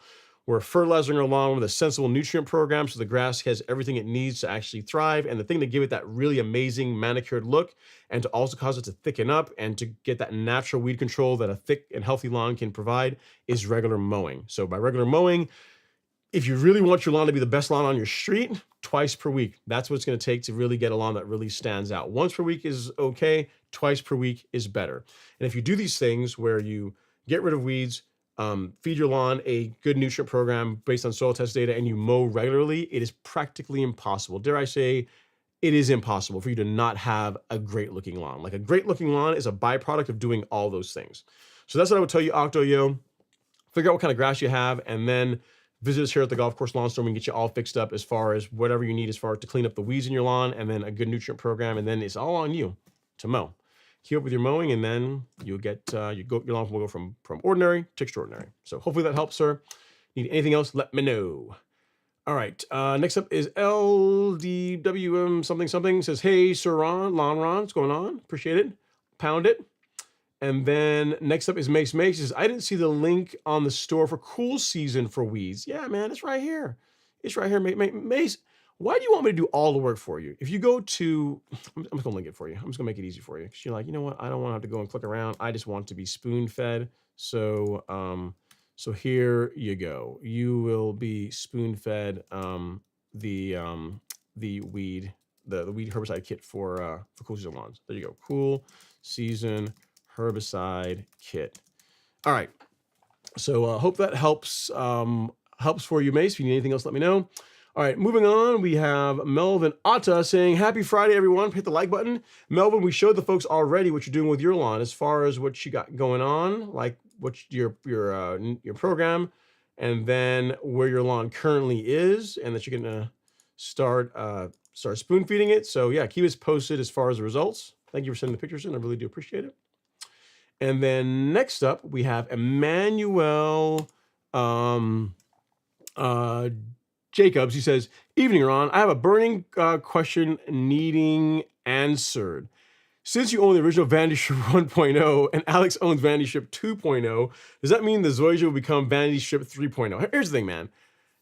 I know a lot of folks feel like just because you have Zoysia in your lawn, you've made it, but the Zoysia's got to earn it. It's got to earn its stripes. Like that Bermuda is 9-10 years in the making. It's earned the name Vanity Strip. Right now, you know, the little strip in front of the Zoysia lawn, the front lawn, we're going to call it the potential strip. I mean, it's not Vanity Strip 3.0. You can't just because you sit next to, next to giants doesn't mean that you get to just automatically inherit all their clout, right? You got to earn your stripes. So once it goes through some round of top dressing, once we get it to green up nicely, we'll see. Maybe we'll give it, Vanity Strip 2.5, maybe might get to 3.0, but right now it's the potential strip. It's not really the Vanity Strip 3.0 yet. You got to show respect to those that came before it. That's what I would tell you, Emmanuel. But I like where you're going. I mean, the goal is to get it to Vanity Strip level, but it's not quite there yet. All right, Antoine Clacken is saying, hit that like button. Thank you. I appreciate that, Antoine. Definitely hit the like button, guys. We got 157 people in the live stream and only 119 likes. So if you guys are enjoying the show, getting some value out of it, whether you want to like, dislike, whatever it happens to be, please do so. It does provide a lot of value as far as the algorithm goes. It helps support the show, and it's free. It didn't cost you anything to do it. So hit that like button if you are so inclined. I really would appreciate it. All right. Ebony Man has a comment. He says, what's up, Ron? Sorry for jumping on so late. I'm still at work. At least you're here, man. I appreciate that. My neighbors on both sides and across the street have weed-infested lawns all cut by the same service. Part 1. Part 2. Once they are done mulching and edging, they blow the scraps and pulp in my yard. That said, do you recommend a microdose program of pre- and post-emergent so I can have some year-round? I mean, no, not necessarily. I wouldn't have you applying pre-emergent all the time. What you might do is this. I mean, if your neighbors are just not going to take care of their lawns, uh, I mean, here's what you could do. You could talk to the lawn service. It's probably not gonna make a difference, but you could ask them really nicely and say, hey, listen, man, I realize you're working on don't care about their lawn one and don't care about their lawn two, but I am in the category of folks that do care about my lawn. So if you guys can you please not blow like the trash from weed, seed heads, all this kind of garbage towards my lawn? They may or may not do it. And next thing I tell you is, outside of that, the best defense you can have is just making your lawn as thick and as healthy as possible. Like have a thick and healthy stand of turf grass is like natural weed control.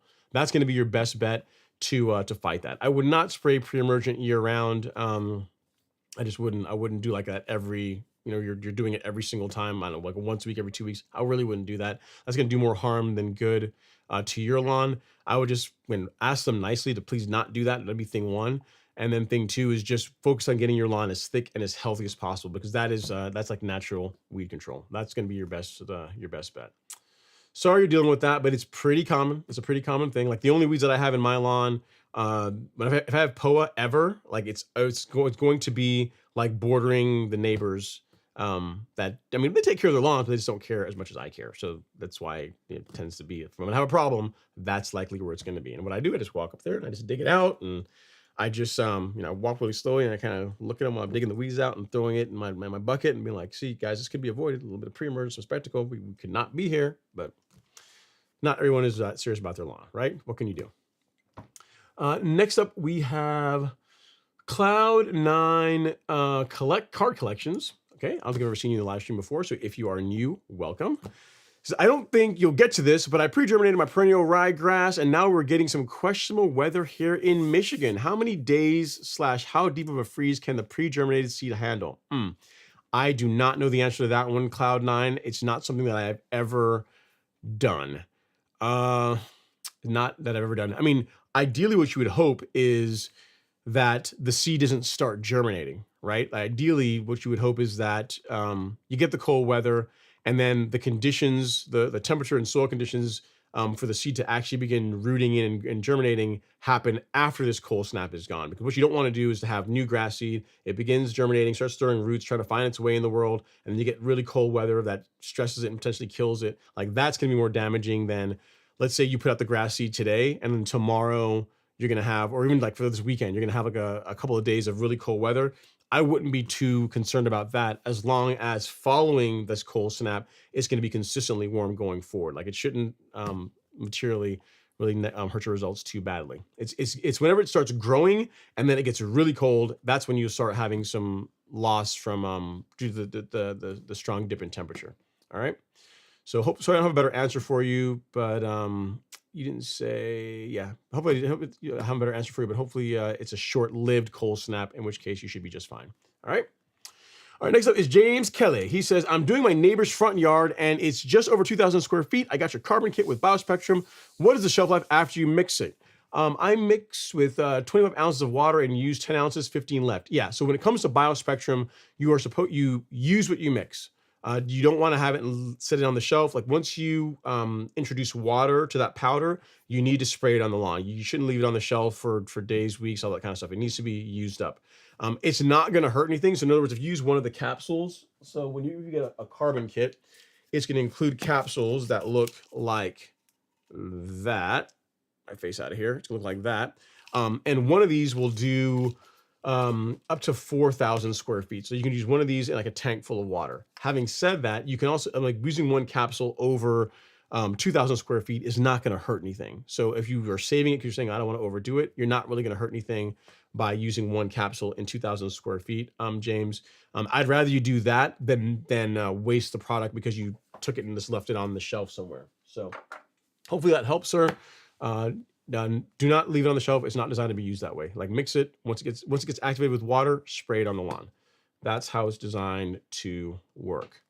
Luis has entered the chat, man. Long time no see, man. Luis Ayabareño. He says, evening, Ron. I've been absent from the stream for a while. You have. We're about to send on a search party. Lawn is almost green. Order the 12024. Planning on spring aeration. I like what I'm hearing so far. Can I also do a light turf rake of the Kentucky bluegrass? Thanks. Yep, sure thing, man.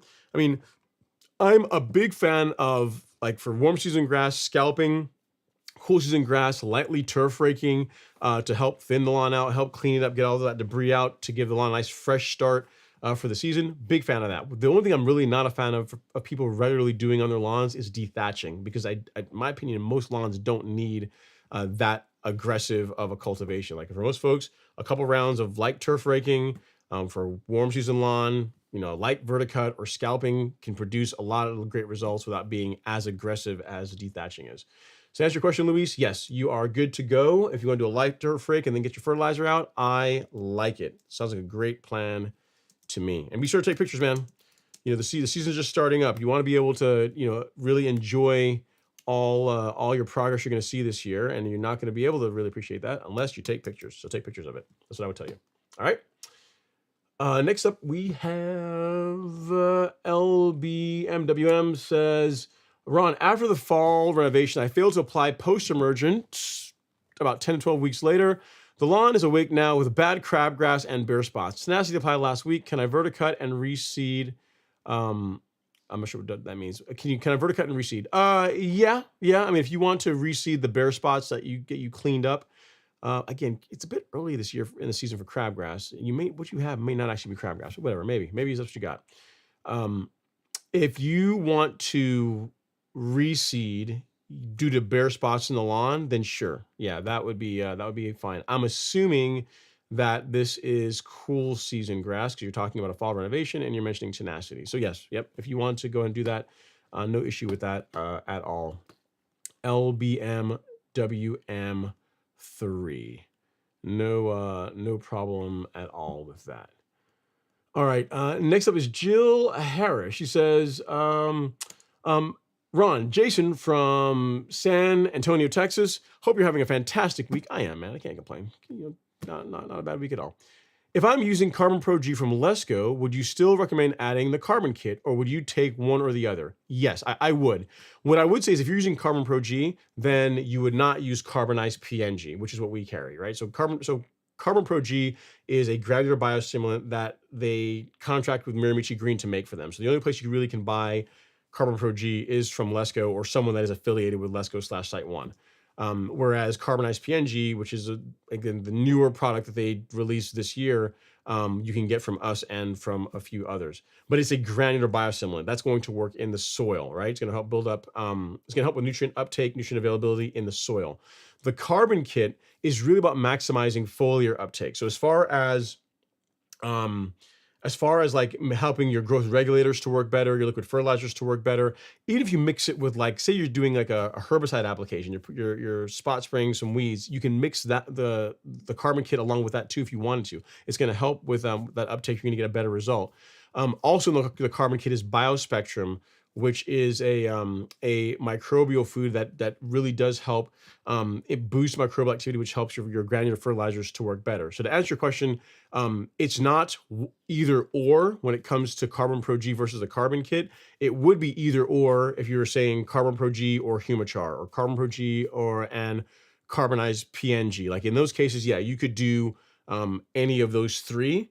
It would not make sense to do like multiple of them, but I would still do the carbon kit if you are doing if you're opting for using Carbon Pro G as your granular biostimulant. There's still a lot of benefits to it, especially if you are using growth regulator and you're doing liquid fertilizers in a spoon feeding program. But that's where it really shines. So hope that helps, Jason. It's a great question.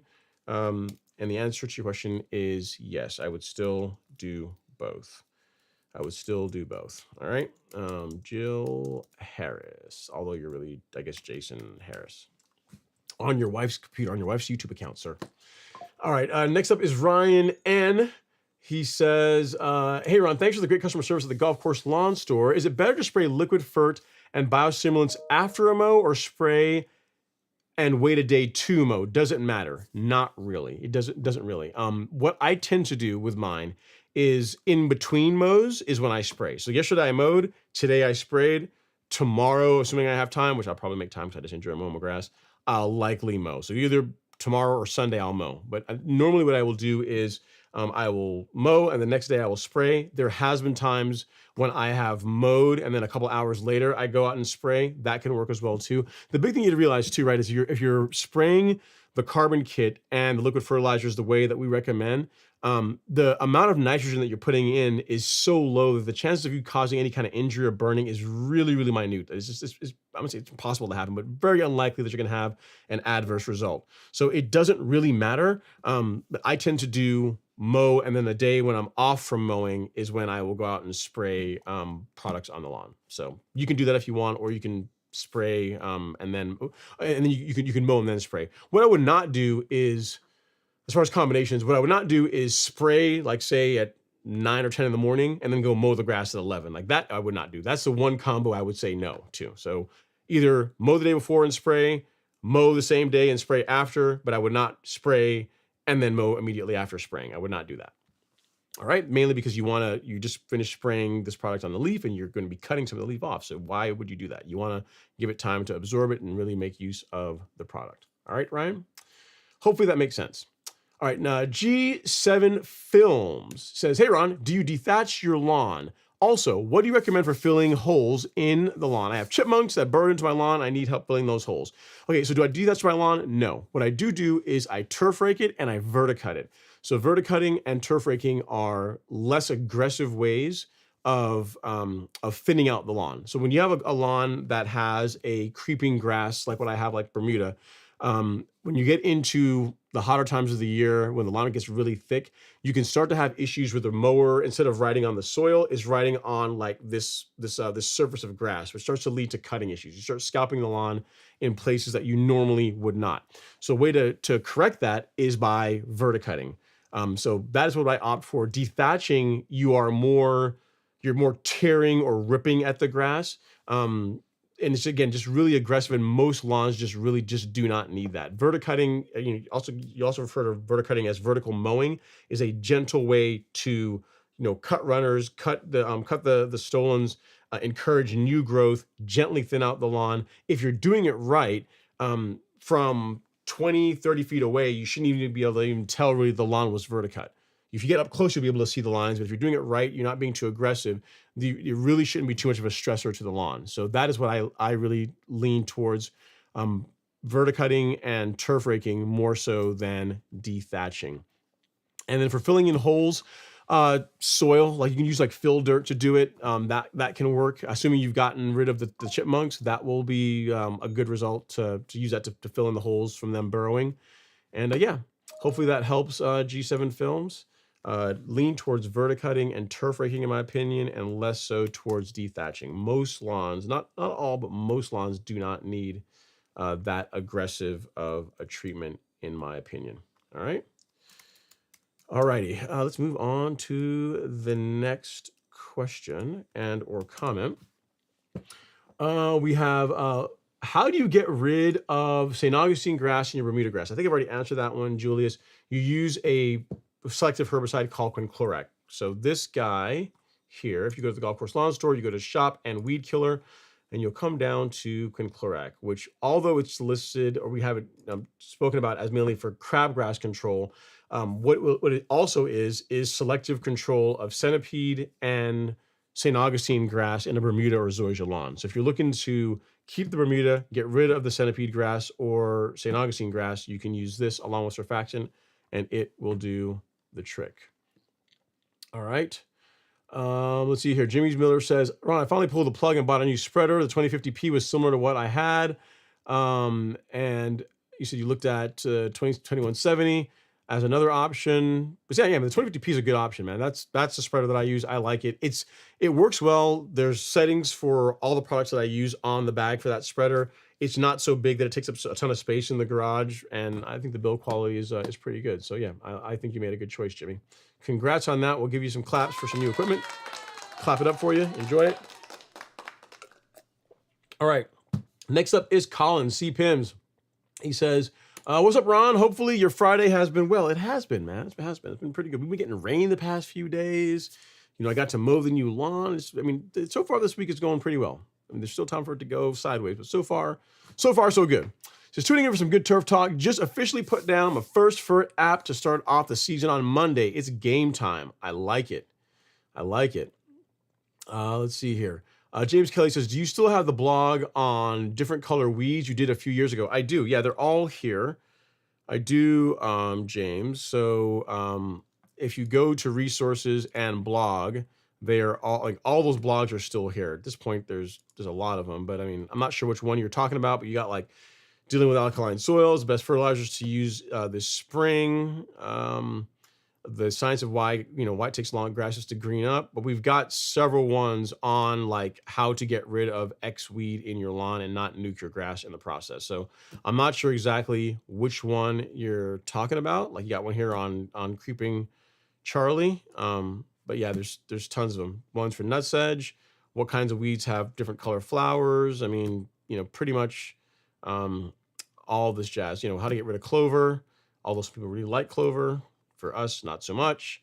So yeah, I mean, crabgrass weed killers. Just go through here, and I'm not sure which one you're particularly talking about, but but all the blogs that you've ever seen on the Golf Course Lawn Store, they are still there. They're just still on they're still in the they're still in there. So if you know the title, you could Google Golf Course Lawn Store blog name, and it'll take you right to it, or you can go through and you can find it there. They're all still there. I haven't gotten rid of any of them.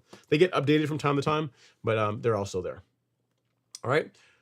Let's see. Andrew Flores says, what would cause Bermuda tips to turn purple? It could be a couple of things. If you get like a cold disease can cause it, a cold snap can cause it. What else? If you have common Bermuda and it's not being fed enough, it's not getting enough nitrogen, sometimes the tips can turn purplish. There's a lot of different things that can cause that. Andrew, so I'm not sure which of those are the issue that you're dealing with. What I would tell you is that if you've got a few parts of your lawn where you've got some purple tips here and there, it's still relatively early in the season. So depending on where you are and like where your lawn started this season, as temperatures get warmer and we get longer days with more sunlight, like heat and sunlight covers a multitude of sins when it comes to Bermuda grass. So if you just wait a couple of weeks, likely a lot of maybe the mildest colorations you're seeing here and there will clear up. Again, assuming that you're doing all the other things right, like you're mowing it properly, you've got a good nutrient program going. Like I wouldn't get out there and feel like I have to do something because I'm seeing something that might be a temporary issue as the lawn is moving from cooler temperatures to warmer temps. All right. Ted Rogers up next. Is 147 viewers, 62 likes. Hit the like buttons, my friends. Yeah, man, we got to set that up. We got to pump the likes up, right? All right, K256. He says, good evening, Ron. Question I have, a ton of thatch and I need to get it up. What is the safest way to get that up without destroying the runners? Great question, K276. How I would go about doing that is with verticutting and or turf raking. So verticutting will do that. Well, it's a way to gently pull some of the thatch out. Turf raking will also do that. If I were going to do the sequence, I would do this. If you have a way to do both anyway, I would verticut. And what you can do is you could start high, maybe just barely doing hardly anything.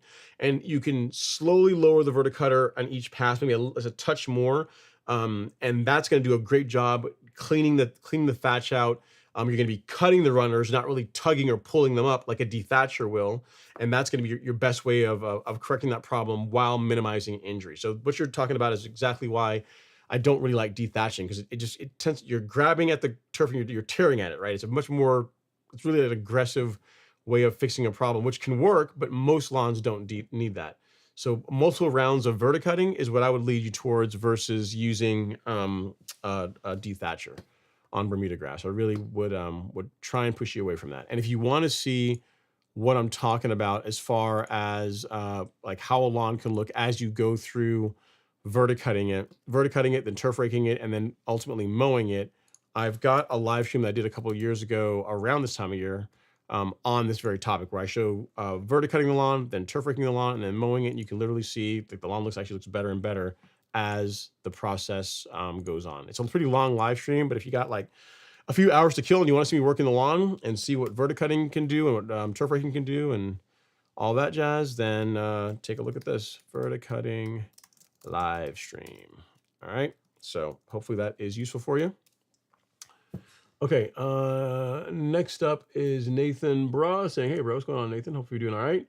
And then Brew Cruise Fishing says, I literally burn mine in the same way off my walkway. Yeah, because you figure the walkway doesn't really move, and then whatever you are indexing off, like in the background, something that doesn't move, that's a way to get your stripes set like perfectly, like the first time in the season, right? To get it going. Next up, we have Nathan Bruce. I have St. Augustine that gets how much we to take all root rot. I think you're talking about. Like it's tar, take all root rot every spring. Any suggestions? Even preventative strobe applications didn't make any difference. Is it because it's just a soil-borne fungus and no hope? Yeah. So what I'll tell you is, if you're dealing with take all root rot, Nathan, is 3 weeks or so before, whenever, like if every year this is a thing, right? So every year in the end of March, you should begin to see problems in your lawn. Three weeks or so prior to that, I would get a fungicide in the in applied. So looks like you're using, I don't know what Strobe Pro is, but I guess by the name it's probably azoxystrobin. Try like a dual action fungicide, or maybe try a different one, like something like Headway, which has azoxystrobin, which you're already doing, and also propiconazole. You might get better results with that. You could also try Pillar SC, which is still a group 3 and 11 fungicide, but you've got different active ingredients. It's pyraclostrobin and tritaconazole are the active ingredients in this. So maybe give that a shot and see if you get better results. And if you may even have to find, I'm not sure if Clary's, if 336F is label for take all root rot, but if it is, you may try rotating to that. But the point I'm trying to get you is, whichever fungicide you decide to use, if you have you can also set your calendar to it, right? Like your watch to it, to where every year around this time of year, when this 2 or 3 week period, this problem begins to happen in my lawn with disease, you want to get a fungicide to help prevent that ahead of the time when it starts to happen. Like if you wait till you're already seeing the problems, it's I'm not saying it's too late, but you're just pretty much going to be riding the train while the lawn recovers from the injury. What is better is to get your preventative application done before, to hopefully head off a lot of the damage. So that's what I would tell you to do. For this year might be too late, but for next year, like right on your calendar, this year, April thing, take all root rot started, and then you can try something different. So something I can tell you is try perhaps a different fungicide, try rotating and seeing if that helps. So next up is Joe Cox. And actually before I leave off of that, reason why I say that, like a lot of the guidance that we recommend as far as the calendar on preventative fungicide apps, right? Where we say do one in May and June. That is great advice if your lawn does not have a history of disease. If you have a history of it, for example, I have like one viewer that gets large patch in their lawn in typically like April. Around this time of year, they get large patch. So in their case, waiting till May is not a great plan. And last year we spoke about it. I said, if you get large patch, if the last 2 years in April, regardless of what you do with your nutrient program, you're getting large patch, like the third week of March, like a few weeks prior to that, get your fungicide applied and see if that makes a big difference. They did that this year, and this year, no large patch, right? They're much better position than they were in years past. So, every lawn is different, and you may have to adjust whatever you're doing for your fungicide program to try and, get this thing under control. So sorry you're dealing with it. Try rotating fungicides, and just, again, I would say, if you're taking a preventative approach, get it done prior to when you're starting to see the disease problems in your lawn.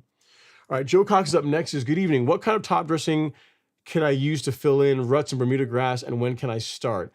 So I like to use a combination of sand and soil, Joe. So if you can find it, a mix of 70% sand, 30% soil, a screen soil or compost is what I like, because sand does a really good job doing what you're after, which is adding structure, filling in low spots in a lawn.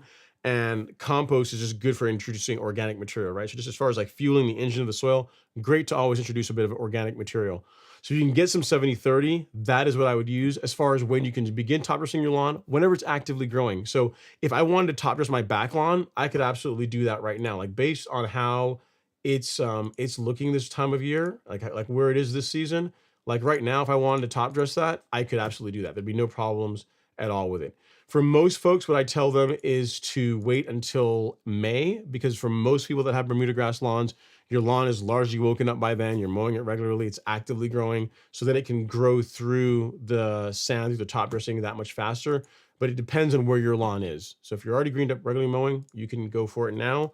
If it's still largely dormant, which it really shouldn't be, but if it is, then you may want to give it a few more weeks before you consider top dressing. All right. So hopefully that helps, sir. Appreciate the question, and it's soon, man. This is definitely the season for it. All right, Jonathan Camrado is up next. I said this week I core aerated, then top dressed lightly with sand and compost. Also, some fragrant carbon protein went wild as well. Here comes better soil. Sounds like a good plan, man. Sounds like fun. What's going on, St. Nick? And then next up, we got Jake Pierre-Lee says, Ron, it's that time again. I'm tuning in to the live streams already, putting out PGR. Nice. Sounds like a plan. And then Andre Taylor says, Ron, what's the safest way to maneuver a real mower up close to hardscapes? Yeah. So don't resist the urge to try and get as close as you can to like the edge, especially if your grass is above the sidewalk, then there's less risk because the mower can actually hang off a little bit and there's not like a whole lot of chance you're going to catch an edge. If they are even, or worse yet, if the grass is slightly below the sidewalk or driveway, whatever hardscape you're dealing with, what I'd say is stop, 2 inches, 3 inches away from the edge. And then you can either use a string trimmer, or if you really want a really good look, a good finish, invest in a set of rotary scissors. That's going to produce a cut that looks like you reel mowed right up to the edge, and it's going to reduce the chances of you damaging your reel. Because the problem is when you run into a problem is not so much if you're running the mower parallel to the sidewalk. It's going to happen if you are like turning the mower off the grass onto the sidewalk to move somewhere else. Like that point where one of the edges are exposed to the concrete, that's when you're going to nick it and bend a reel and tear something up. So it's just really not worth trying to get as super close as you can. I'd say just mow a couple of inches away and just use either a string trimmer or rotary scissors to really finish it and get a good result. Don't try and get too crazy with it. That's what I would tell you. All right, Andre. Next up is C Brown Masonry. He says, hey Ron, I sent you a few pictures to your email. I don't know if I see anything. Oh, actually I do see Cole. Yes, I got you here. Man, these are massive, Colby. You gotta send me some smaller pictures, man. All right, but I think I can get these on. Looks like you did a whole bunch of verticutting, possibly, or scalping. All right, so this is picture 1. Hopefully this loads. This is a bigger picture. So picture 1 of the lawn after you're finished with it, I'm guessing. And then picture 2 is what came out of the lawn. I guess it's all the debris and trash that came out of the lawn from all the work, which is quite a bit. That's a lot. It's a lot of cleanup, man. I guess you're getting it reset to go for this for the season is what you were doing. So nice. And then Nathan Brewer, he says, yeah, I'm getting, I think I already answered your question, Nathan. And then next up, as far as trying getting it out a bit earlier. All right, next up is, no, that's not Jimmy. Next up is St. Nick. He says, anyone sprayed recognition fusillade yet? Results? I personally have not sprayed it because I got Zoysia, but I don't have any Bermuda in my Zoysia yet. But lots of folks have used it. Great results with it, Nick. So yeah, as far as does recognition and fusillade work to selectively remove Bermuda grass out of Zoysia or out of St. Augustine? Absolutely. Absolutely. We get rave results, rave reviews from folks. People literally will call in and say, thank you so much. This is so awesome. For years, I've been fighting this stuff. I've resawed my St. Augustine. Can't tell you how many times. And Bermuda just keeps coming back. Recognition and fusillade is the way to correct that. It is the way to manage Bermuda grass in a St. Augustine or Zoysia lawn. So it absolutely, absolutely does work. It's great stuff. All right, and you said, so the picture's from a stump grind. He says, hey Ron, the first picture I sent you was grinding down my stump in my back lawn before the live stream. How soon can I reseed this area? Second picture, I'm getting worried about this area by the house. So this is the result of a stump grind, you said?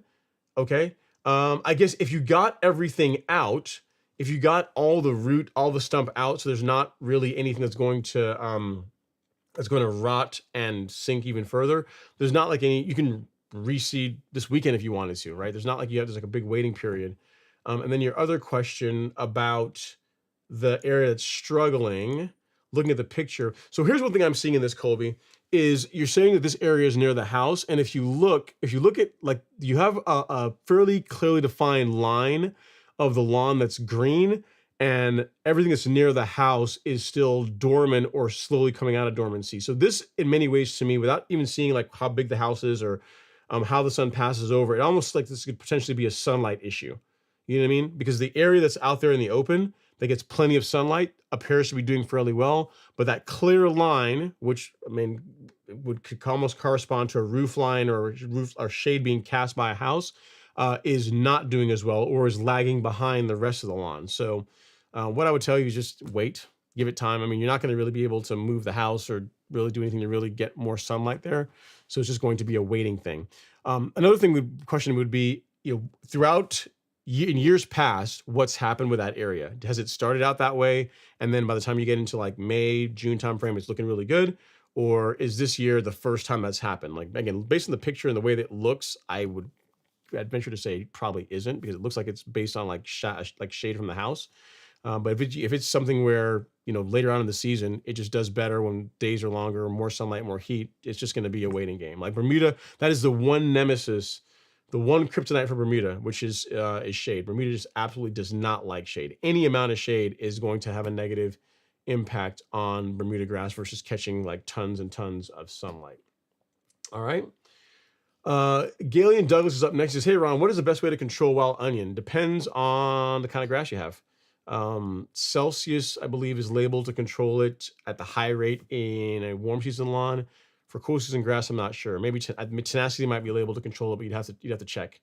Tenacity or triad. Look at triad, like it's a three-way. I think that is labeled for it as well. But check the labels. So one of these, if you go to shop and then weed killer for warm season turf grass, Celsius. If you got cool season, look at the label for tenacity or for this, for triad. You know what? Let me see if I can find it. I can look here really quick. I think on the label, let's take a quick gander here. See if we can find it. Wild. Yep, there you go. Wild onion. So that's on the label for triad. So this or Celsius. The benefit to this is it's less expensive than Celsius. The benefit to Celsius is that you can use Celsius over a broader temperature range, not going to discolor your lawn, whereas this has a pretty good chance it will, especially as temps get higher. So yeah, so either one of those, Celsius or triad. Again, based on the kind of grass you have, triad is a good choice because it can be used on most cool season grasses like fescue, rye, KBG, not fine fescue, but like a lot of like your common cool season grasses and your common warm season grasses, other than centipede or St. Augustine because they're special.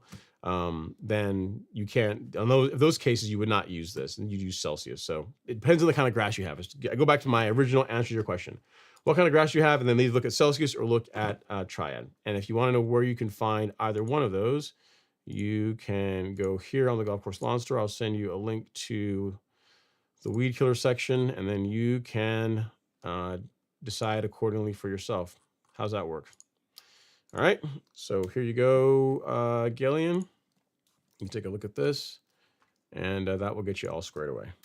But without knowing the kind of grass you have, very difficult to give you a I would do this answer. All right. Okay, Trilla from Manila is in the chat. He says, hey, Ron, and happy Friday, everyone. With Zoysia, do you plan to run a different height of cut? And also, loving you bringing us along for the updates. No, man, I'm trying to get this. Listen, I'm trying to get the Zoysia at the same height of cut that I'm going to keep the Bermuda at, which is for Zeon is absolutely doable. 3/4 of an inch is doable for Zeon. Like 5/8 to 3/4, that is absolutely possible. That is the plan. I don't want to have one reel mower for the front lawn, the rest of the, for the Zoysia, and then another reel mower for the Bermuda. Like the Bermuda could get that kind of treatment. Like the Bermuda could have a mower that's dedicated to it, but the Zoysia is like Johnny come lately. It's the new kid on the block. It doesn't get all these special privileges. It gets more water because it needs it right now. But as far as having a mower dedicated just to the Zoysia, no. It's got to get in where it fits in. It's got to get in like whatever how to cut the Bermuda's at. The Zoysia needs to make that work too. And again, 3/4 of an inch should be absolutely fine. And that is what I am aiming for. So we'll see how it works out. In my mind, it should do just fine. But you know, plans and reality often don't always come together. But I think it should be okay. Should be good to go. All right. Wise Guy is up next. He says, hey Ron, I will be heavy sand leveling my lawn tomorrow. I would try to encourage you to take the heavy out of it, but it sounds like you're committed to this point. My question is, should I water every other day or keep watering twice or once per week? Temps are in the high 80s, low 50s. Okay, so what I tell you is, for the days following top dressing, for the first 2 to 3 days after top dressing, you could water every day for just the 3 days following it. And the reason why you're doing that is just to help get the sand to settle. Once you get past like the initial 2-3 days, go back to your normal watering schedule, because then the sand will largely have been settled, and then there's no reason to water, like to really change your watering schedule drastically. I will send you a video that I did years and years ago on this very topic, like what comes after top dressing, and hopefully you find it useful. It's a really short video on the topic of like literally after top dressing your lawn, what should you be doing? Yeah, here it is. So check this out, Wise Guy. Hopefully you get some value out of it. It's a short video, it's less than 3 minutes. You can give 3 minutes of your time to watch this, and then you will be good to go. All right, what comes after top dressing? All right, so hope that helps. Okay, and you know what? Someone else is gonna have that question, Wise Guy. So we'll save that, and we'll even turn that into a short, so other folks can benefit from a question that other folks no doubt are going to have at some point. So thank you for asking it. Okay, Demarculus Thompson is up next. He says, greetings, Ron and Stripe Action crew. I have wild carrots in the lawn. What is the mode of action I can take? I believe Triad, we're just looking at the label for it. I believe Triad is labeled for that, Demarculus. So I believe you have Bermuda too, in which case this will be a good fit for you. So because I like you, because of all the Demarculuses that I know, you are by far my favorite. Don't ask me how many I know. You're just trying to ask questions that are kind of important to the conversation. I'm going to send you the link directly so you can be good to go. I'm trying to save you some time. All right. So take a look at the label for Triad. We just looked at it a second ago. I'm pretty sure that wild carrot is on there. So that with some surfactant should get you all squared away. All right. Tyrone Bignums 88. He says, Ron, I just put down 419 sod 2 weeks ago. Looks like it is taking well and have healthy root growth. Top growth is getting long. Am I good to do a light mow, or should I still wait it out longer? You can mow it. You can absolutely mow it. Yeah, 2 weeks. 2 weeks is good. I mean, if you told me you'd sodded it in December, sure, give it more time. But like now, with it being as hot as it is, you can absolutely mow it. I mean, what I would tell you is start high, and then just to do a little cleanup cut. And then you can slowly work your way down over several mowings to the height of cut where you want to maintain the lawn. But there's no reason to sod a Bermuda lawn at that and wait, a month and a half, 2 months before you start mowing it. That doesn't make any sense. Like a couple of weeks later, if it's rooted in, it's doing well, it's not moving around, a light mow is going to be just fine. That's going to actually help the lawn to establish faster, because you're going to be stimulating growth. So a light cut, nothing too aggressive, is actually pretty healthy for the grass. So that is what I would do, Tyrone. And you're saying via manual reel mower or motion robot mower. I mean, here's the thing. I mean, you can do what you want to do, but I mean, I think for the first mow, I don't know that I would give that privilege to a robot mower. I think that you should enjoy that. I don't think you put a robot mower on a brand new lawn the first cut. You're gonna give it to AI. Come on, man. I think you wanna do it yourself.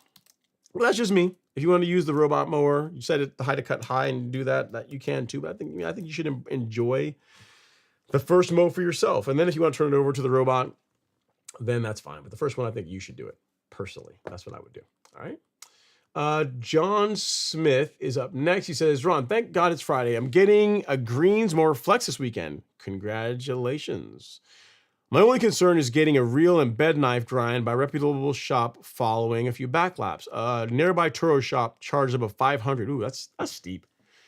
Is it? That's just for the sharpen? I mean, for 500, that's maybe them replacing. Like you can get the bed knife replaced and a grind done for that. So if that's just to sharpen it, that seems a bit steep to me. I would call around and also confirm with them what they're doing for 500, because 500 plus for just to sharpen a mower is a bit much. Now, if they're, I don't know, if they're doing maintenance, that's still a lot. I mean, if they're going through and they're replacing belts and doing a bunch of other things, maybe, but I mean, just as a general maintenance, it should be closer to, I mean, even for a Toro dealer, it should be closer to like 200, 250. It shouldn't be anywhere near 500, unless again, they're replacing parts. Then the sky, then it can go up quite a bit. So I would reach back out to them and find out what exactly they're doing for the 500 plus, because that's a bit high in my opinion. Ron and Offered NV says, Ron and Lights, we appreciate you. Thanks so much, man. I appreciate the all the love and support. Thanks for taking the time to come and hang out. Lance F is up next. He says, Ron, thanks for everything. How long should you burn in your stripes before changing directions, patterns? Every time you mow, you should mow in a different direction, in my opinion. So you can decide how you want the stripes to be on the lawn, and then you can set the stripes for this way and set the stripes for that way. So you can literally burn them in each direction and just maintain that throughout the season. That's what I do on my lawn, and that works really well. All right. Next up is let's see here. Next up is Will Covey. He says, I have the TJet XR tip for foliar applications, but it's often windy here where I live. Is there another tip you'd recommend, good for foliar, but is better drift control? Thanks. Yeah, I mean, really, the answer is if it's windy, don't spray, right? Because you want to manage drift. You don't want the stuff blowing into your neighbor's lawn, and especially if you're spraying herbicides, you want to keep it where it's supposed to be, not going elsewhere. In between the flood jet tip and the foliar spray tip is an air induction tip from TJet. I can send you a link to that. I think I've got it. Yeah, I do. I've got it here. So here's all three of them. And the one in the middle is the one that I don't really use, Will. This is the air induction tip. Let's see here. Take a look at this guy, and the air induction one is the one you're going to want if you want a slightly larger droplet size. But again, the correct answer is don't spray when it's windy out. Like either do it earlier in the morning or in the evening when wind tends to be milder. That would be the correct answer. I really don't want you spraying when it's crazy windy. All right. Next up is Fly Productions. Is how long would it take to do your standard scissors? Got a free weekend ahead for me. I'm not sure what question you're asking, Fly Productions. So let's see here. Let's see what other questions we got.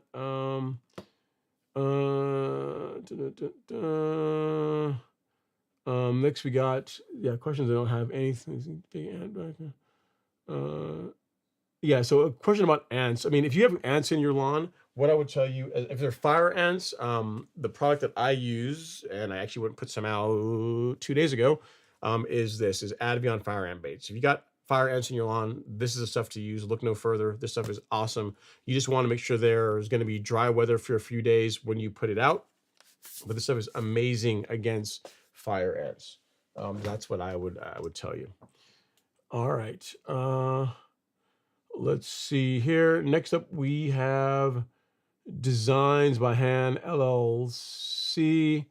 Sorry about that, Ron. Sent pictures as Jerry Lancaster. They come through.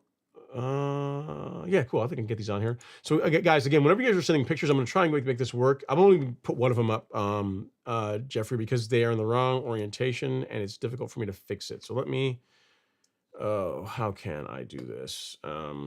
Yeah, whenever you guys send me pictures, please, for the love of everything holy and live streaming, send them in in landscape, not in portrait, because it's much more difficult to get them on here. So I'll get one of them on because I can do this one, but overall, I mean, compare, especially looking at your neighbor's lawn in the background, it looks clean, man. So this is his, you can see the lawn in the background does not look that great, but your lawn looking pretty awesome, man. Stripe action's on point, looking good. I like it. Color looks great, especially for this time of year in Tennessee. Nice work, man. Lawn is looking good. Keep going. Great, great work. Great work. Let's see here. Next up is Terrence Stamps. He says, good evening, crew. Ron, question about how many applications are in the carbon kit. I have a 5,417 square foot lawn. Are you sure it's not 5,418? Are you sure it's 17? I mean, I will make sure we're precise here. It depends on which kit you're going for. So the 5,000 square foot kit is designed for 3 applications. The 10,000 square foot kit is designed also for 3,000 for 3 applications over a 10,000 square foot lawn. So it depends on how many you want to do. In your case, you're going to get between 2 to 3 applications out of the 5,400 square foot kit. Like once you use the carbon kit and you love the results you get with it, a better way to go is to just simply buy gallons of the size that you want. So instead of buying like the Release Zero carbon kit, buy like, I'm going to show you here. So the carbon kit, you can almost look at it as almost like a sampler. Like it's got Release Zero, NutriKelp, and BioSpectrum in it, right? But these are like in smaller amounts, 32 ounce containers, which if you got a really small lawn, that's going to be fine. But if you have a larger lawn, or you're also going to be spoon feeding where you're going to be spraying this every 2 weeks instead of once per month, then it makes a whole lot more sense economically to buy like a gallon of Release Zero and a gallon of NutriKelp, and then the small container of BioSpectrum. Like just build your own kit using like a la carte using these, and you're going to come out better that way, Terrence. But to answer your question, depending on the kit size, that is 3 applications is what you get out of that. All right. Okay. Next up is, what else do we got here? Is Good Man's Journey. He says, Ron, I'm thinking about starting a YouTube channel on my lawn journey. Any advice? Just start. Film. I mean, just share. I'd say when you first start out, just do exactly what you're doing. Like say like, hey, this is what I'm doing to my lawn. This is what I'm planning on trying out. And hopefully you guys get some value out of it, and just kind of use it as a way to document what you're doing, much instead of like, this is how I would do XYZ when you're first starting out. Like just show what you're doing in your lawn, show your results, ignore the haters, because you will get them no matter what you do in your lawn. There's going to be someone that's going to have something negative to say about it. Trust me, it's going to be a thing. So just grow thick skin, get a good laugh out of it. That's the advice I would tell you. And just keep going. Like, I mean, when you first start, no one's going to watch your content, but just keep going, be consistent, and you'll get better and better at it, and you start to enjoy it. I mean, the best thing to do is just start and don't stop. Start and keep going. Mars Beads is up next. This is Happy Friday, Ron, and all. What's going on, Mars Beads? Hopefully you do well. Yeah, I'm looking for the next one. I mean, because to give you an example, like Good Man's Journey, this August, will be 5 years of me doing this live stream on Friday nights. And when I first started out in whatever it was, 2020, 2021, whatever, first time I did it, I didn't set out to say, you know what, I'm gonna do a live stream every Friday night, and I'm going to make sure that I'm gonna have like 5 years of doing this. Really what it was is, you know what, I don't really have a whole lot to do on Fridays, especially when we get into the fall and it's quiet, and I just want to talk to people about the grass. So why not just do a live stream every Friday night? And I started doing it, and you guys seem to like it, and I just kept doing it, and here we are, right? So it seemed like a good idea at the time. It's turned into a pretty great idea. But the big thing is just consistency. You just gotta like anything in life, right? Like you want a great lawn, consistency. The thing that separates lawns that look incredible to lawns that look like subpar and varying levels in between is the amount of consistency that goes into it. So a person that like mows their lawn, twice per week for like a month and then doesn't mow it for like 2 weeks, like their lawn is going to look better than the person that mows their lawn like once a month or once every 2 weeks, but it's not going to look as good as the guy or gal's lawn who every Saturday it's mowing day, and every Wednesday afternoon it's mowing day. No matter what, if it's outside of weather, that's what I'm doing. A person that consistently does that is going to have really good results. So I'd say just be consistent. That's the best advice I can give you if you're going to start a YouTube channel. And just don't ignore the naysayers, because you're going to get a whole lot of that. That's going to happen.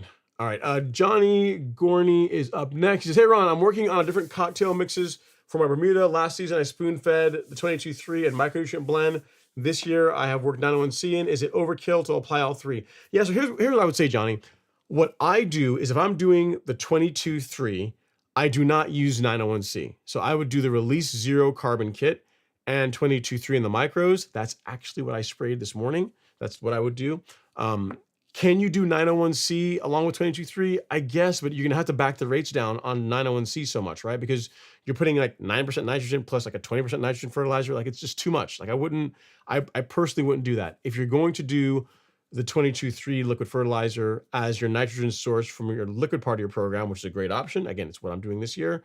Instead of 901C, go with release 0 instead. Release 0, NutriCalc biospectrum along with the 22.3, and it's gonna be a beautiful thing. That's what I would do. All right. Hopefully that helps. And it's what I showed in the video that from last month where I showed like mixing what I'm doing on my lawn. That's exactly what how I went about it. All right. Next up is Jimmy Miller. He says, hey, Ron, can I apply insecticide and fungicide and fertilizer at one time if all the products are granular? No, because the rates are going to be different. Absolutely. No, you can't do that. No, because the rates are not going to be the same. I mean, if you think about it, Jimmy, like the rates, I'll give you an example. Like Headway is a 1 prill size. A Celoprin G is very similar, but the prill sizes are slightly different. And then like fertilizer, like Humic Max, like this, is a bigger prill than either of them. So they all take different spreader settings. They all go out at different rates. So no, the answer is no. I really should explain this, but just no. You can't. If you want to mix insecticide, fungicide, and apply at the same time, use liquids. Like for liquids that can work. For granular, you would do 1 application of an insecticide and then go out and like set the spreader properly, put your fungicide in it, go put that out. And then when you're done, put your fertilizer in and go put that out. If you want to do granular, that's how you would do it. You do not put the insecticide, fungicide, and fertilizer all in the hopper at the same time and put them out. I'm assuming this is a real question. I'm thinking you're probably trolling me, but the answer is no. Please, for the love of everything holy, do not do that. It's not going to work well. You're not going to get a good result. All right. GS says, can you spray Primo Max with the golf course lawn micronutrient blend liquid fertilizer? Thanks. Yes, you absolutely can. I did it today. So pretty much, if you look at these fertilizers, if you go to shop and then lawn fertilizer, so Primo can be mixed with a new EZ. Again, I did that today. It can be mixed with the carbon kit. It can be mixed with any of the Miramichi products. It can be mixed with any of our liquid fertilizers. The only product that we carry that I would not mix this with, and it's currently out of stock, is a product called Greens Plus, which is a liquid fertilizer, because that is it's designed to be watered in. It's a slower release fertilizer. It's designed to be watered in. It's not designed for foliar uptake, so I would not mix Primo with that. But pretty much anything else here, the answer is yes. So literally, again, what I did this morning is a new EZ and Primo, because that's my growth regulator stack, along with the Release 0 carbon kit and the 22.3. So yes, if you want to do Primo and the micros, good to go. No problem at all. Not only can you do it, I recommend it, GS. I would actually recommend doing that. Like if I think about the number of times that I've sprayed growth regulator on my lawn, I can't think of a time, not in the last 4 years, maybe longer, where I've ever sprayed just Primo, just growth regulator. There's always something else in the tank along with it. So to answer your question, yes, you can, and yes, you absolutely should. No problem at all with doing that. Matt Jackson's up next. He says, Ron, I took delivery of a McLean 25 this week, and I got a Mowing. I emailed you pictures. You know what, Matt? We're going to clap it up for that. Congratulations on the new hardware. You sent me pictures. I'm looking for an email from someone named Matt Jackson, and I don't see anything yet. I'm looking. I still don't see it. So either the pictures you sent are too big, or you sent them to the wrong email address or something else. But I don't see them, Matt. So if you don't show up this week, I mean, I can get them on the show for next week, but it's ron@golfcourselawn.com. So your pictures have not come through if you've already emailed them. Next up is, you know what? Hang on a second here. Let me fix something here. Done. All right. So next up is Dallas Jones, he says, mowing twice per week is okay. Yes. Mowing twice a week is okay. Mowing 3 times per week is good. Yeah. I mean, all things being equal, I mean, and this is up to a certain point too.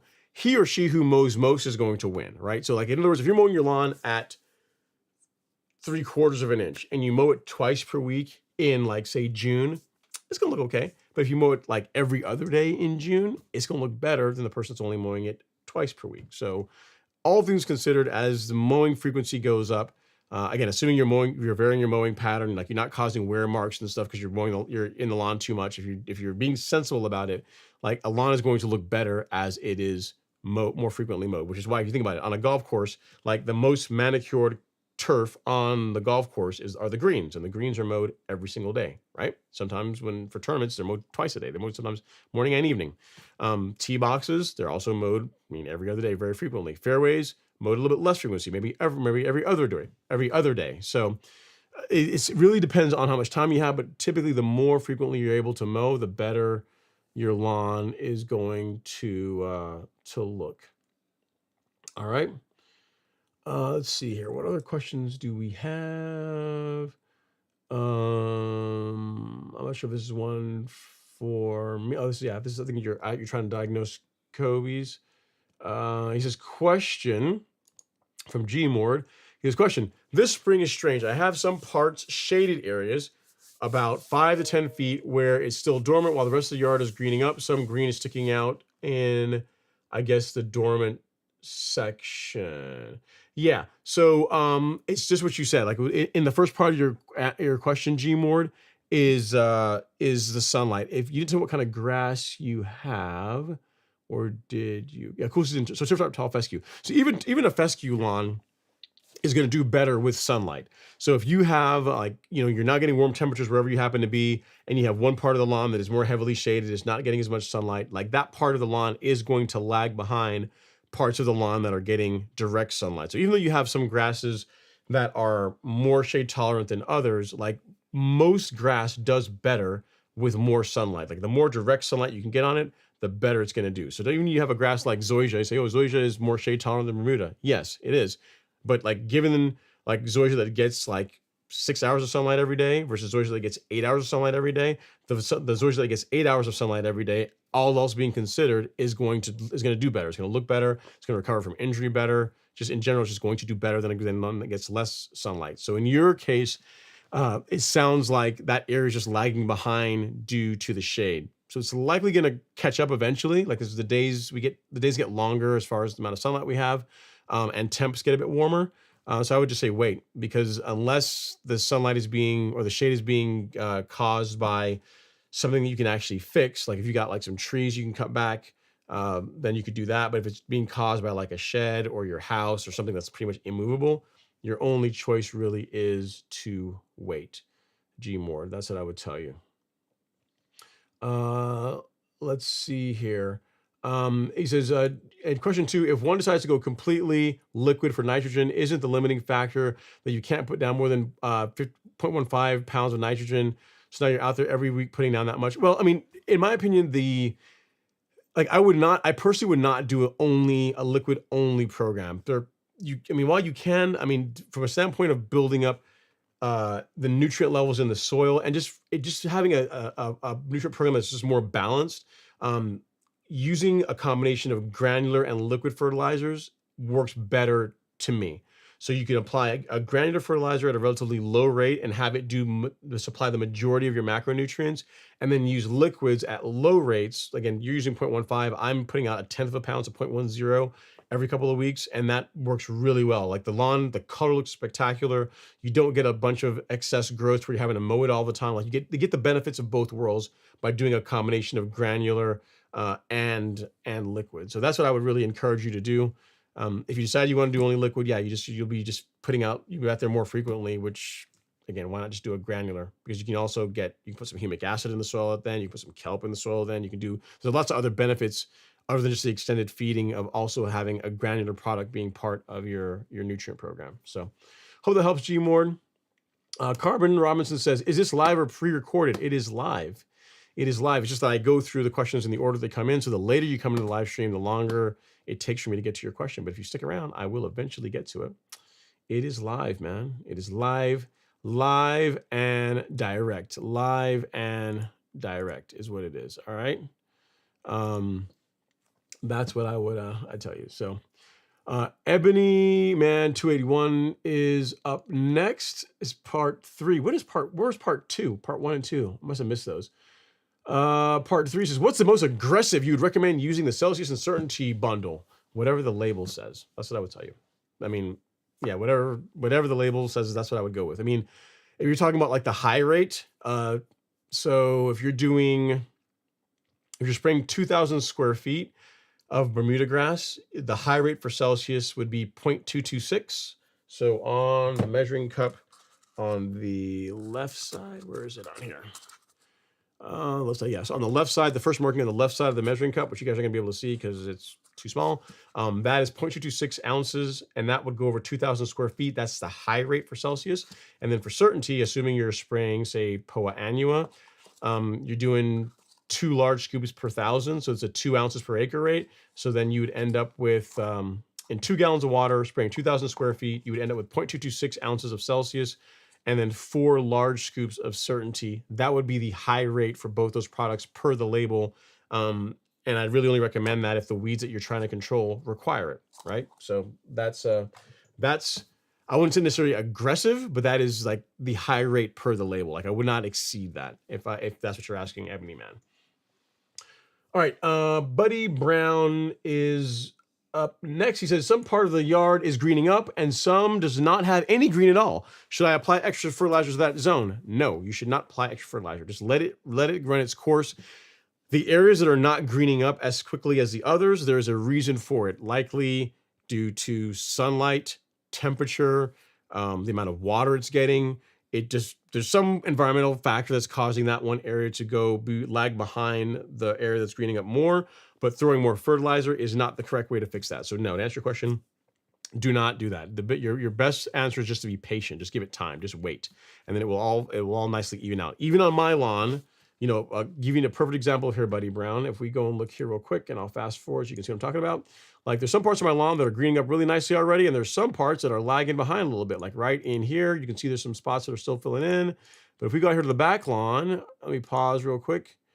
If you pause right now, if you look over the left side of the lawn over there, you see how most of it is nice and green and looking awesome, living its best life, with the left edge, due to the amount of shade that's being cast by the junipers there, is a little bit brown. Like that is just the way it's going to look right now until we get later on in the season. And then when it gets warmer, it will green up and look better, right? So you can look at this. This is another great view here. Like you see the junipers, like the shrubs that are along the edge there, like that little bit of shrub, which is probably a foot, 18 inches tall, not even super tall. Like just that little bit is enough shade to cause the Bermuda in that area to lag behind the rest of the lawn. So when I tell you that Bermuda does not like shade, that any amount of shade will negatively affect how it grows, like that's a perfect example of it. I would not go out now and put more fertilizer there or do anything special there other than just wait. Like you would not go out and just throw more nutrient at it, because that's not the problem. It's getting the same nutrient as everything else. The problem is that it's just not getting enough sunlight. So I could cut those shrubs back. I could do that, or I could just be patient and give it a couple more weeks, and then it'll green up and look nice as everything else, right? So hopefully that helps, buddy. Do not add more fertilizer to the area that is lagging behind. You're just asking for a bunch of problems that you don't want to have. You're creating conditions for disease and just a bunch of headaches that you just don't need to have in your lawn. So I would not do that. Okay, and you said some part of the yard is greening up, some doesn't. What to do? I'm in Buford. Is your shop in Flowery Branch? I want to come visit your store and shop there if I can. Yeah, so we are online only. We have warehouse. We have a couple of warehouses in this area, but they're not really open for the public. So you just shop online. Like we're currently online only at this point. Maybe it'll change one day, but right now it's online. And then as far as what you're experiencing, like I already told you, just give it time. Give it time. It's there's something about that area that is causing it to lag behind the rest of the lawn, and that's completely fine. It's completely normal. The grass is doing what it's supposed to do. Given time, it will catch up and it will look good. All right, but don't go out and throw more fertilizer at it or do anything special to that area. Just give it time. All right, Shelby Amos is up next. He says, my True Cut C27 is getting reel to bed knife perfect after backlapping. So it's frustrating you. Yes, it is. That is a, yeah, I tell you what, I backlap my True Cut one time. That was enough for me, man, because it's like, when it's like you, I think that almost is a trick to it. You almost have to do like one side, tighten one side down a little bit, and then go to the other side and tighten down a little bit. But if you snug one side and then go to the other side, it's going to move and it's a headache. So I'm sure there's a science to it. I was never able to figure that out, which is why I just turned it over to someone else and had them do it from there on. But you said you backlab last week. You said it was cutting paper, and now it doesn't cut paper all the way. It kind of tears it. That is not good. You want to fix that, Shelby. So maybe take it to reel rollers. Like they have now a service where they can grind it. They will be able to set the reel to bed knife tolerances correctly. What you don't want is it to not be cutting paper, because what will happen is if the reel isn't cutting paper, instead of it cutting the grass, it's going to like pinch it and tear it. Like you'll be able, like a lawn that is reel mode with a reel that's out of adjustment, you'll cut it, and then like a day or two later, the lawn is going to have like a really dull appearance to it. And if you go and look at the grass, what you'll find is like the tips have been pinched and stretched, because instead of being cut cleanly, like the reel is just grabbing it and like tearing or pinching at it. So just, you want to fix that. Don't go throughout the entire season, or even really more than a mow or two, with it set that way, because you're going to start getting discoloration, and eventually you're going to create conditions where you can have disease problems. So either you fix it or take it to someone else that can fix it. But I would not continue running the mower like that. I really wouldn't. And you said, I have the reel rollers tools for it that I use. I just need to dial in further. I have those dead tips on the grass. Yeah, that's what's going to happen if you use a poorly adjusted reel mower. And maybe if you need help, maybe reach out to the folks at Reel Rollers. Maybe they can give you some tips on how to set it. I believe they have videos on their YouTube channel on how to backlap a True Cut, like how to set it up and get the reel to bed knife tolerance correct. So watch that. Like their backlapping video has that, I'm pretty sure, in there. So just rewatch it if you haven't as yet. So watch it if you haven't watched it. And if you have already watched it, watch it again, because that video does a pretty good job explaining the process. Now, actually executing on the process is one thing, but it does a good job telling you how to do it. Okay. So that's what I would tell you. Let's see here. Harper's Ninja says, I'm trying to figure out where we are in the comments. We're at your comment now. Does anyone know if Ron streams on another platform? I don't see any of these names in the comments. Yeah, so I'm streaming on like 4 platforms at the same time. So YouTube, Instagram, Twitter, and Meta/Facebook. They need to stop changing the names. It's pain in the neck. Yeah, but going to all of them at the same time, and I'm at your comment right now. So there you go. Okay, Shelby Amos says, Rolux versus Revolution 26. Every week I get this question. Why? I don't know. He says, a local guy sent me pics of the Revolution 26 failures, and that were pretty bad. I am wanting to get one of them. Have you seen issues with the Revolution 26 from Reel Rollers? Yeah. So when the Rev 26 first came out, I know there were some issues with like I think there's the bolts that hold the chain, the sprocket for the chain on. And this is like the first revision, the first set of mowers that went out had this problem. That's been fixed. Like any mower that you buy now is not going to have that issue. So my mower, I don't really baby my equipment, and I've had no issues with my Revolution 26. And I run it hard. I run it as much as any of you guys do, and it works great. That was a known issue that Lee and the folks at Reel Rollers corrected. And anything you buy now is not going to have that problem. So between the two, I just gotta tell you, man, I personally do not, I can't stand the handlebars on the Rolex. Like that for me is just as a non-starter. They may have made some changes to the mower as far as balance wise now to make it better, but I do not like the handlebars. Like if you look at the way Toro does their mowers, the way John Deere does their mowers, the way Allett does their mowers, like they use like there's a reason why the handlebars that way, and this orientation is more natural in my opinion, and it's better. Like you're less likely to put inputs into the mower that are going to negatively affect the cut quality. Doing the old school Schwinn bicycle handlebars, which I know some folks do it and some people like it, I don't really care for it. So for me, that's like a hard no. Like I'm not gonna use that. outside of the two, I mean, here's what I would tell you. If you can get your hands on both, Shelby, try them both out, see which one you like. Any mower that's adjusted properly is going to do a good job cutting. I'm just talking from my personal experience. Of the two, it wouldn't even be close for me. It's going to be the Revolution 26 every time. And the problem with the failures that you saw have been, if it's the one I'm thinking about, that's been corrected like since last year. So hopefully that helps. If you need anything else, let me know. Okay, next up we got Uncle Earl's Heating and Air Conditioning. He says, hey Ron, Earl here from Minnesota. When applying pre-emergent prodiamine, is it advisable to not overseed until the fall? Yes, that would be correct. You really want to give it 3 to 4 months from the time you apply the pre-emergent until you're planning to overseed, given that you would not want to overseed a cool season lawn in the middle of summer. That gives you till the fall. So yeah, if you put pre-emergent out now, you can overseed in the fall if that's what you plan to do. All right.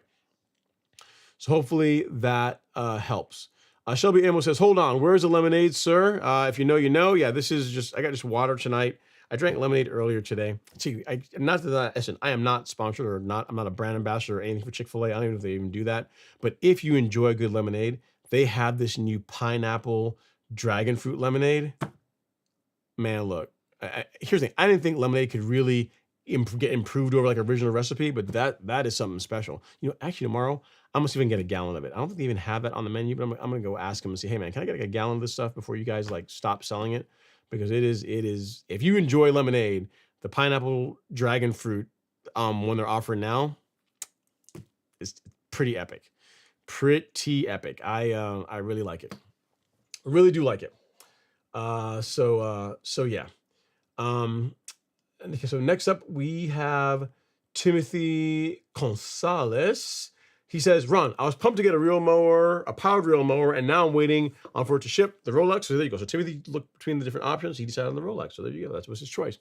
I've been thinking about how I will keep the reel ground. I live in Northwest New Mexico, and I don't think there are many reel sharpening shops. So I mean, or owners here, should I ask a golf course? Yeah, you could ask a golf course and see if they do it. I mean, a lot of them don't want to be bothered with it, but you might find one that might do it. One benefit to the Revolutions, that's another one. I'm not sure where you are, Shelby. I think you're in Texas. Is that Reel Rollers has a sharpening service. So you can send your reel into them and they will sharpen it. And they are doing True Cuts, McLean's, trimmers, and obviously they're more the Revolution 26. They're not going to be doing Rolex. So, and I believe the other ones, the ones I just mentioned, those are like local. Like unless you're going to ship them your entire mower, which would be expensive, you would for the Revolution, you can take the cutting unit out and then ship that off to them, and they'll sharpen it and they'll send it back to you. So, so that's another one. That's a good feather in the hat for the Revolution 26. I don't know if Rolex has a sharpening service, but Reel Rollers does. They got a nice setup. I've actually been over there. They've got a couple of grinders, and it's pretty slick operation that he's got going. So if you're local, you can get it sharpened, and if you are remote and you have a Revolution, you can send your cutting head in, and they'll sharpen it for you. So that's another benefit to it.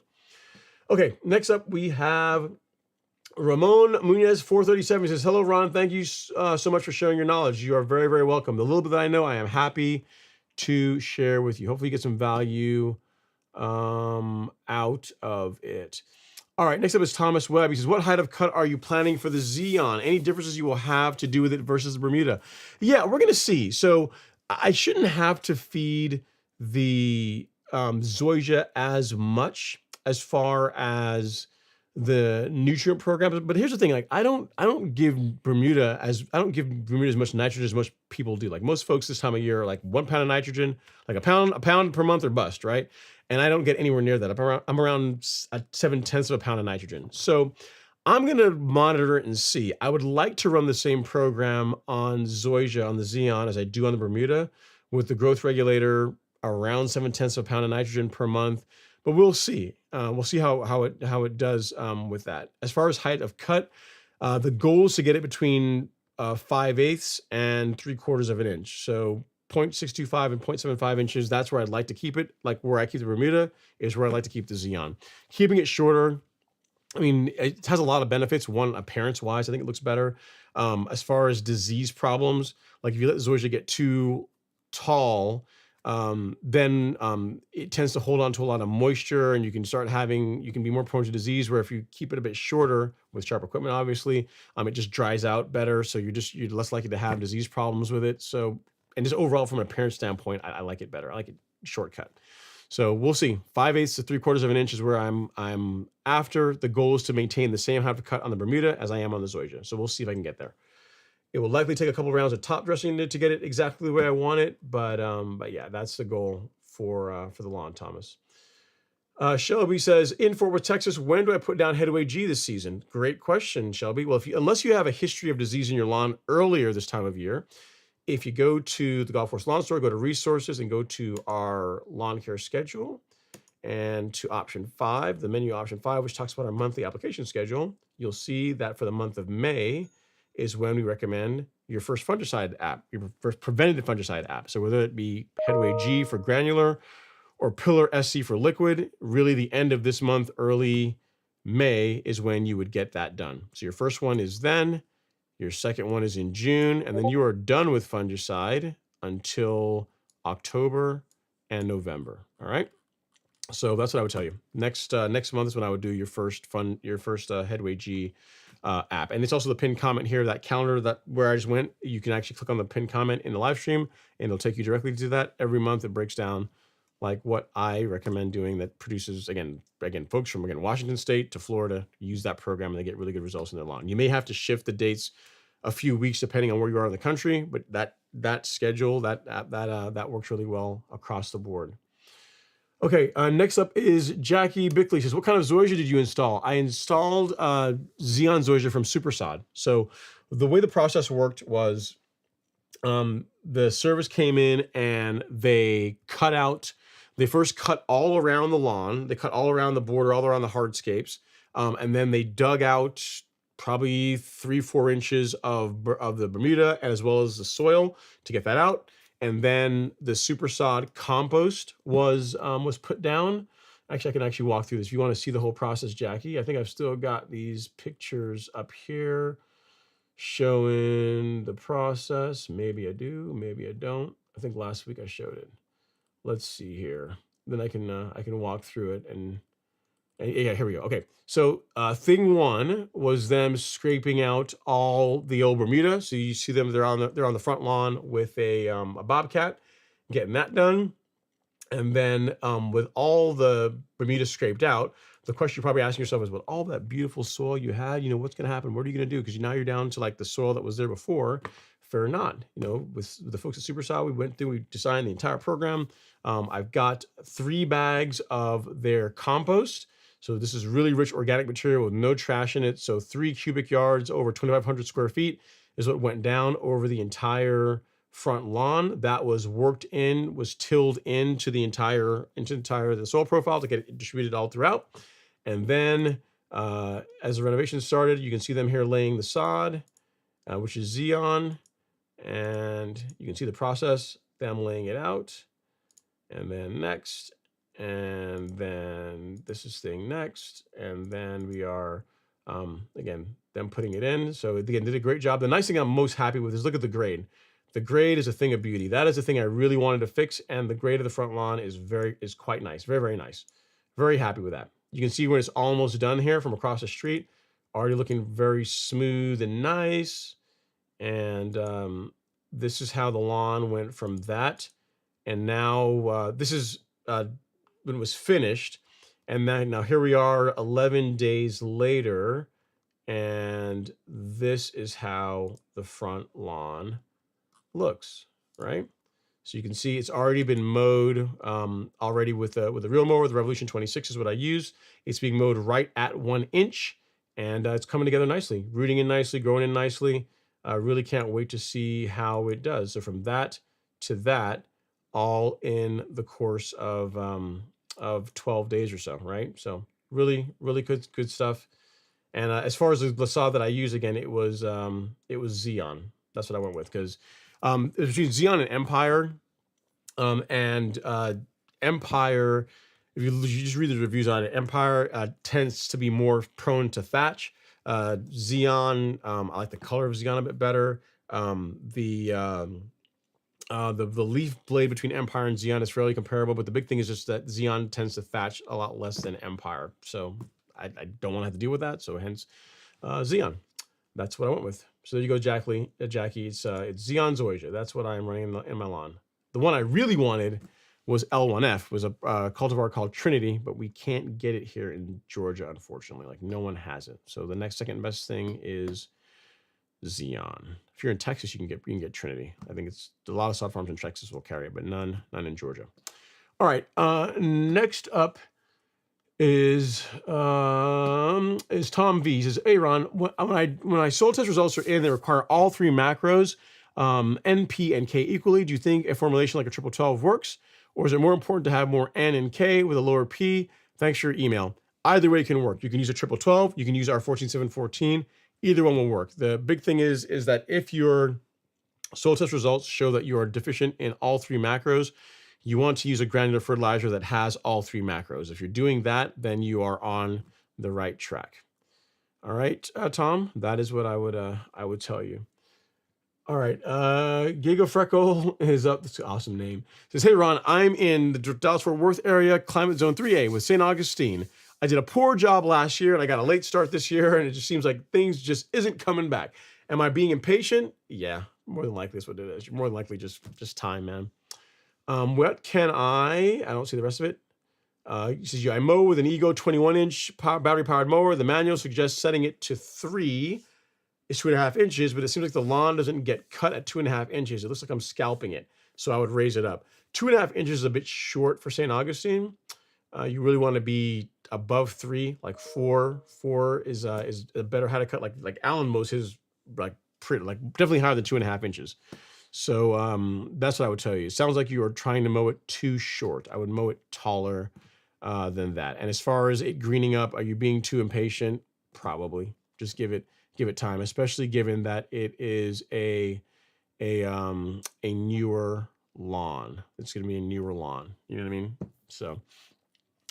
Stephen Thomas says, Ron, what do you think with the new Yard Mastery fertilizer? Obviously, it's not going to be good for monthly apps, but we got under just a 3/4 of an acre and has no irrigation, mowing twice per week. I don't know a ton about it. I think I saw a short part of the video that Alan did on it. And I think that fertilizer really is designed for Florida because they have like a period of time when they can't water. So it's like an extended release fertilizer. It's not something that I would use in a spoon feeding program, but for what it's designed for, which is if you're in a part of the country where you have water restrictions and you can't,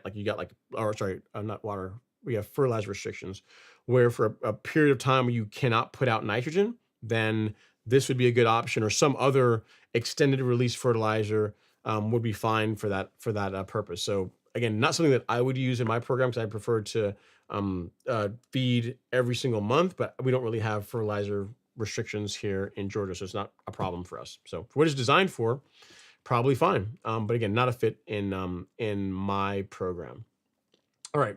Off-road NV, he says, if you want a really nice lawn, mow every day, especially in the summer. This is true. What I would tell you is this, especially if you have some event, like you have company coming over, like 4th of July weekend, and you want the lawn to look absolutely like spectacular.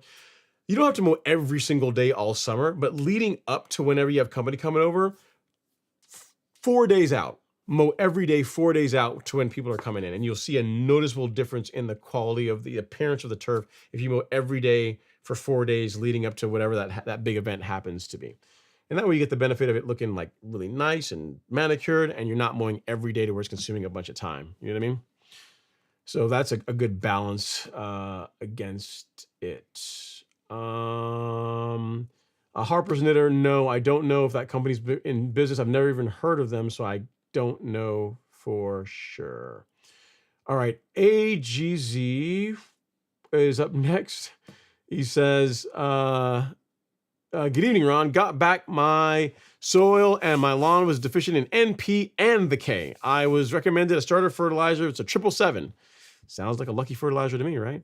Is that enough macronutrient for St. Augustine in the South Florida? It's a bit light. It depends. Here's the thing. It all comes down to application rate, right? So if you're putting down, like you could put down more of it and get and get this you can get the amount of nitrogen that you're after. So for example, if you are applying, let me see, what is that? So 5 times, actually not very much nitrogen. So if you're applying that fertilizer, let's say 5 pounds per 1,000, right? So we take 5 times 0.07, so 7%.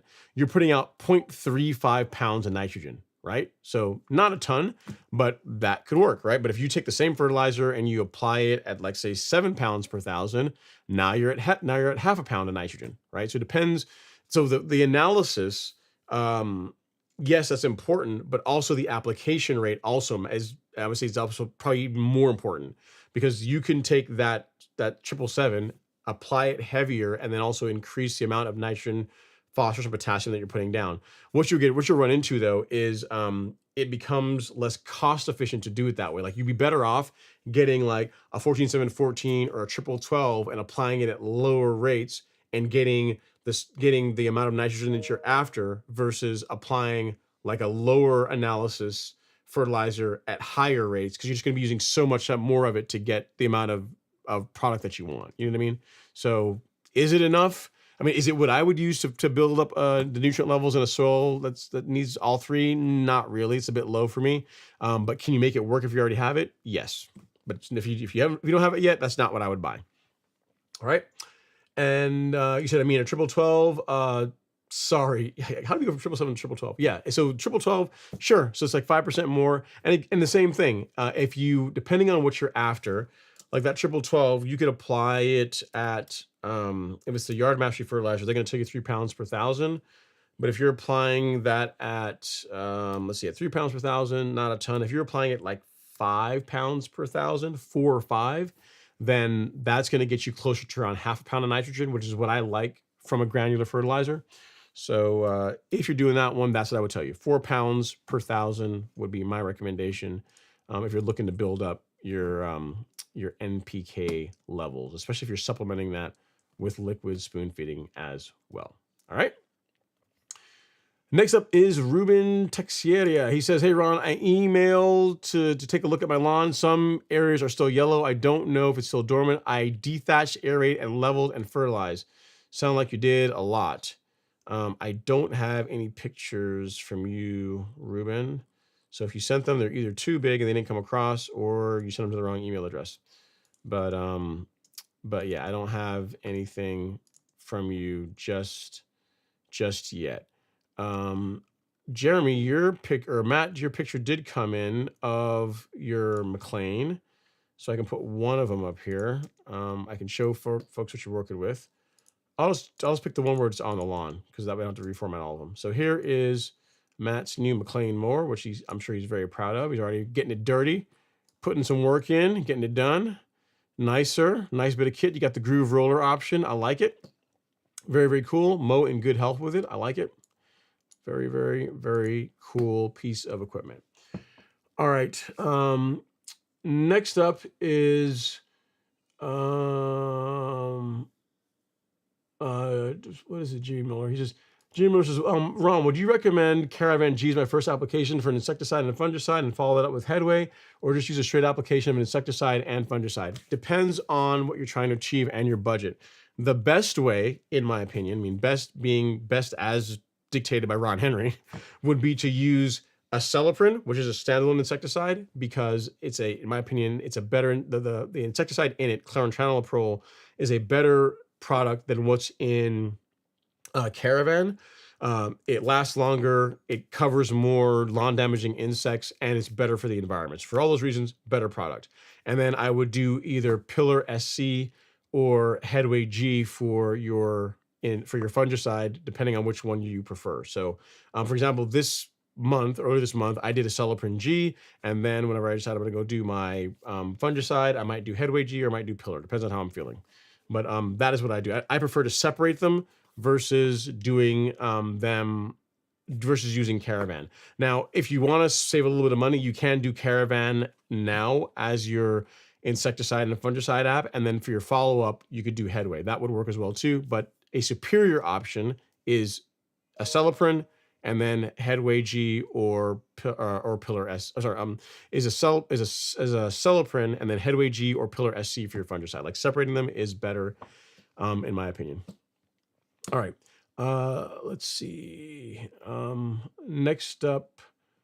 So Ruben, you said you also did what? And also pre-emergent? Yeah, so you did a lot of stuff. You dethatched, you aerated, you leveled, you did pre-emergent. I mean, it might also just be time of year, like where you are. Yeah, I mean, oh, your pictures finally did come in. Let's see what you're looking at here. Where is it? Yeah, so Ruben, I'm looking at your pictures, and I mean, yeah, okay, so the way you're describing it, you're saying that the lawn, some areas are still yellow. Yes, there are some areas of your lawn that are still yellow. However, it largely is green. Like there's some parts of my lawn that are still kind of yellow and dormant, but overall, this is like 80%, 90% green. So yes, it's fine. Like you're exactly where you should be. I really wouldn't worry about it. Like the yellow in it actually looks like it could be from scalping almost. It looks kind of scalpy to me. Not necessarily even like greening up yellowish. It looks like scalping, possibly yellowing. So maybe raise the height of your mower up a little bit is what it could be. But yeah, the lawn looks great for this time of year, in my opinion. Like I really wouldn't be, I would take that. There's no problems at all there. All right, Tyler Dabo is up next. He says, I live in Salt Lake City. I seeded, sanded, leveled my lawn last fall, and I have some spots that are not completely back with small sand spots. Should I just wait as it's early in the year? Yes, that's what I would tell you to do. Just wait. Give it time. Because you did it last fall, especially if you went heavy, then perhaps there wasn't enough time for it to grow through. So just give it time now that we are getting into the spring, and that it should fill in. That's what I would tell you. Just patience. That would be it. Okay. Next up is South Texas Lawns. He says, hey, Ron. Alfred here in San Antonio, Texas. Thanks for the demo vids on the Revolution 26. Mine is finally here, and I am loving it.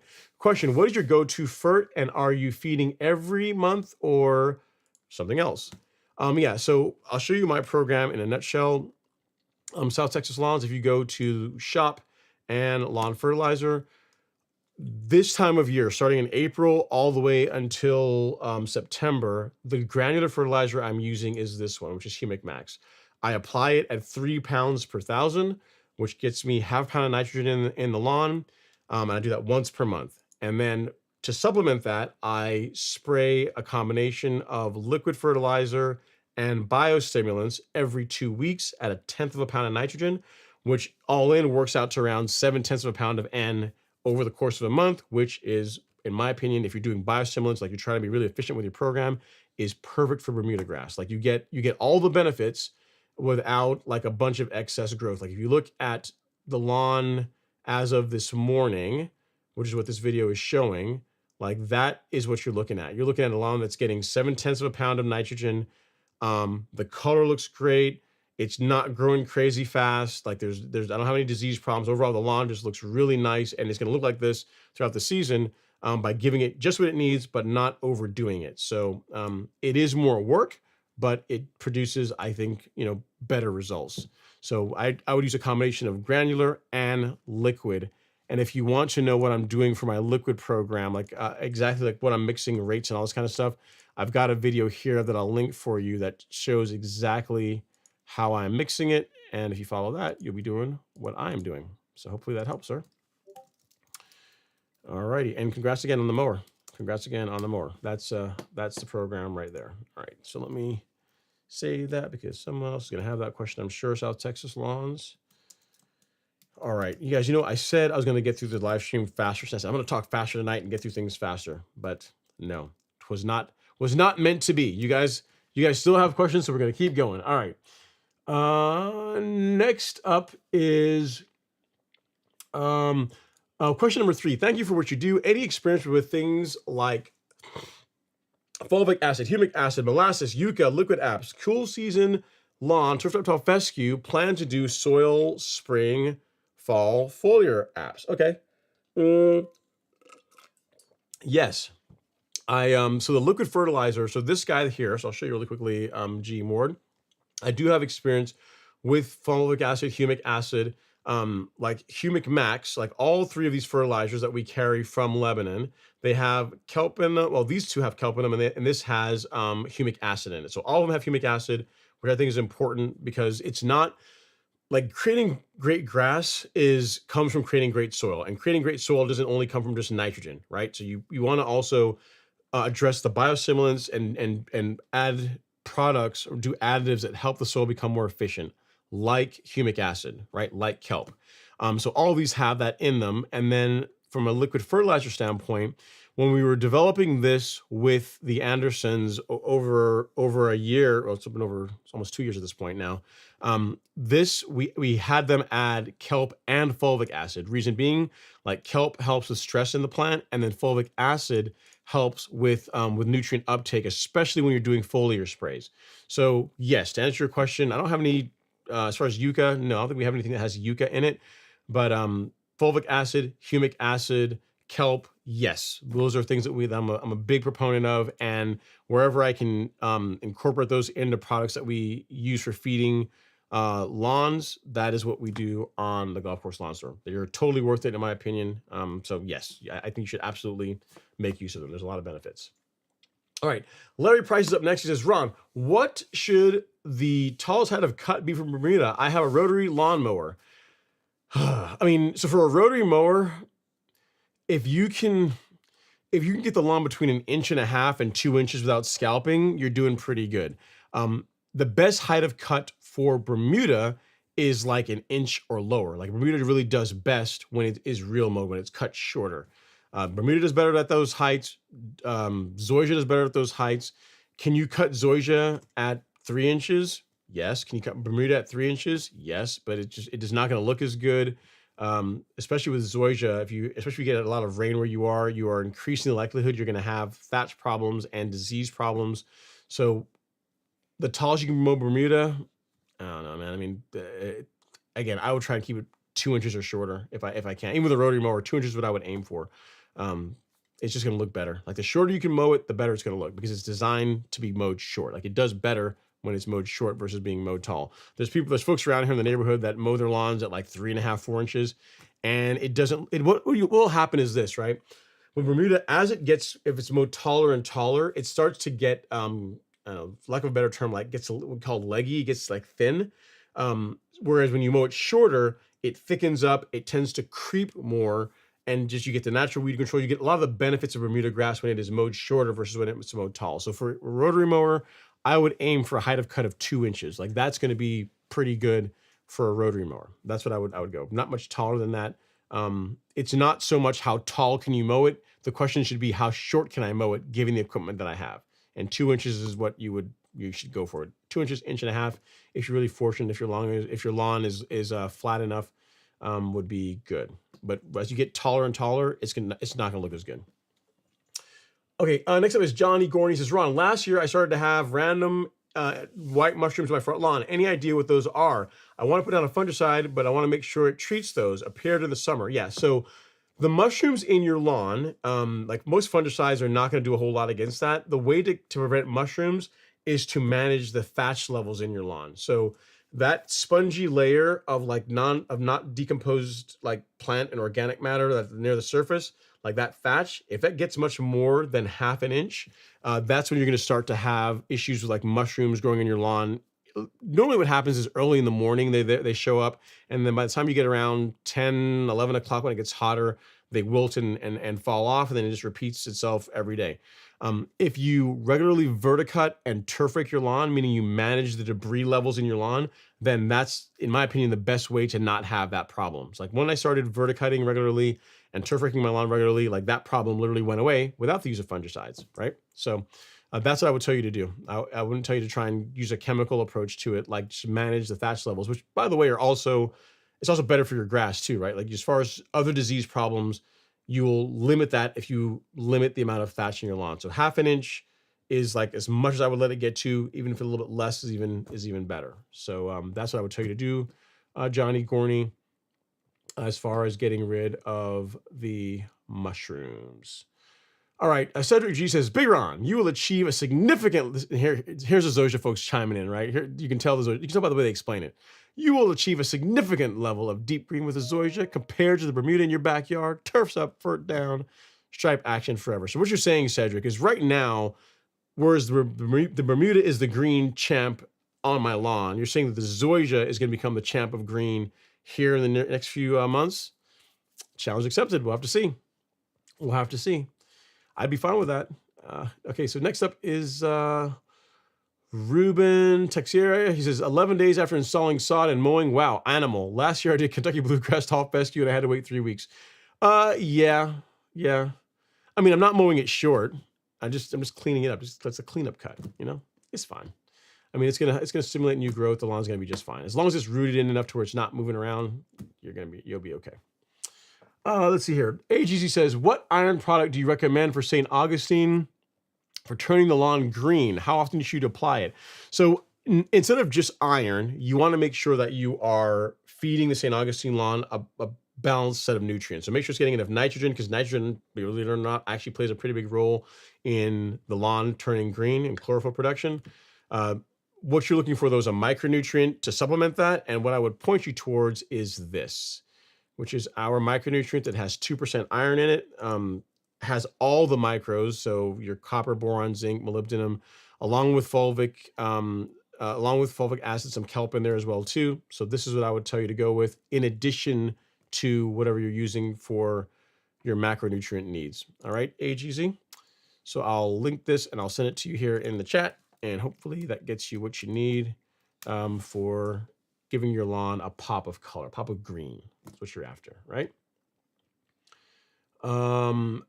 And Nels 108 says, what's better for an overall deficient lawn, the 12 or the Lebanon Complete? Either one can work. I like the Complete because it has kelp and humic acid in it. So for that reason, I think it's a better product than the 12. Either one can work well, though, if all you care about is the macros. All right. Let's see here. Confused on the big three. I want more nitrogen, obviously, but I want to take care of every macro and micro early in the year. So the Complete 14-7-14 is what I would roll with. I mean, the amount of nitrogen you get in many ways is just down to yes, the analysis matters, but also the application rate. So depending on how heavy you apply the product, because there's different rates. Like if you look at the label for the 14-7-14, they give you spreader settings for 1/2 pound of nitrogen per 1,000 and 9/10 pound of nitrogen per 1,000. So depending on what spreader setting you do use, meaning how much of the product you put down, it's going to change how much nitrogen you're putting in. So you can jockey the application rates to affect the amount of N you're putting in, you know? So that's not the big thing. Is really, do you want also kelp and humic acid as part of your feeding program when you're fixing the macros? That's what the question I would be asking yourself between those two, because either one will work for the purposes of raising NP and K. Let's see here. G Ward says, watering infrequent and deep just doesn't work for me in crazy drought and in 90+ degrees temperatures daily, sandy soil, low CEC, low K, zone 7, in-ground sprinklers, thoughts on watering daily, etc. So I'm not a huge fan of watering daily, but yeah, you watering once per week, especially if you have sandy soil, you're right, it's probably not going to work well, especially with higher temperatures. Like if you had a clay soil that does a better job holding on to moisture, you could get by with maybe, twice per week watering. But in your case, maybe every other day, maybe maybe 3 times a week is what you might need, largely due to the fact that you got sandy soil, right? Because sandy soil is beautiful, but it's also not great. So it's beautiful from a standpoint is that it drains really well, but it's really bad because it drains really well. So if you live in a part of the country where it gets really hot, then keeping enough moisture in, I guess what the technical term is, right? Getting the soil to field capacity, like getting it to hold enough moisture where the grass is always going to have enough moisture for its demands for cooling it and just for what the grass needs, is more of a challenge with the sandy soil. So in your case, yes, Gmord, you may have to water more frequently. I'm going to still try and push you away from watering every day. I'd say let's start first with like 3 times per week and then see how it responds to that. And then you can adjust up or down from there, because you are right. The kind of soil you have does make a difference as far as how effective your watering program is going to be, like how much you're going to get out of the water that you put on the lawn. So in your case, you may have to water for shorter cycles and more frequently, which I know is not great for driving deeper roots. But if you water heavily once per week, like that water is going to move through the soil profile so quickly that you just, you're not going to get the benefit that you think you are from watering, running a longer cycle once per week, that, and then with the hopes that some of that water is going to stay within, the 8 inches or so of the soil profile. Like, it'll likely have moved through it to where the grass is going to be drying out. So play with it is what I would tell you. Start at 3 times per week, and then go up and down from there depending on how the grass does. I wouldn't go from like once or twice per week to every day. That's too big of a jump. I would like slowly ramp up and adjust and see what you end up with, depending on what the grass likes. And also consider using like a moisture manager. Something like Hydrotain is also going to help out as well with helping the root zone keep some moisture. All right.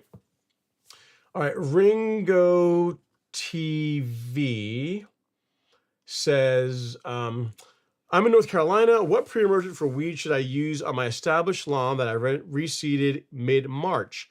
Lawn seeds is a 50-pound bag of perennial ryegrass, reptile fescue, and Kentucky bluegrass. You don't want to harm the seeds or lawn. I wouldn't. Because pretty much what you're saying is, I overseeded my lawn last month.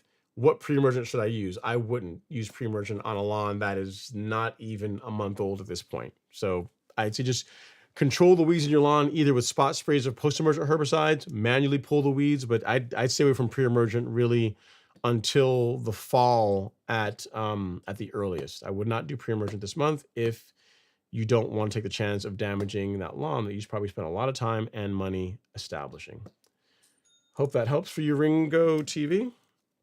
Sounds like a fun project. Sounds like a fun renovation. So hopefully it's doing well. Hopefully it's going in nicely for you. But yeah, I would avoid pre-emergent if you don't want to take a chance of damaging that nice lawn. All right. Ruben, I got your email and I did show everyone else, and I think you should not worry. Your lawn looks fine, especially for this time of year. All right. Ed Bonet says, hey, Ron, neglected the backyard last year. Have a lot of grubs. What would you do to repair? Thank you. So what we would do is we would do an insecticide application. So first of all, because this is the time of year to do that, what I would recommend, if you go to shop and fungicide insecticide, is a Celiprin, either in granular form, a Celiprin G, or in a suspension concentrate liquid, a Celiprin SC. One of these two are what I'd apply this time of year for grubs. Once we get the grubs under control, meaning they're not munching at the roots of your grass anymore, now we can you can do a good nutrient program, mow your lawn, and this over time it's going to recover, right? You're just not going to, but you got to get rid of the thing that's causing the damage. So you don't want to be throwing fertilizer at it without correcting the problem that's getting you here. So hopefully the damage isn't so bad that you have to like go through and like do a renovation, like to resod it.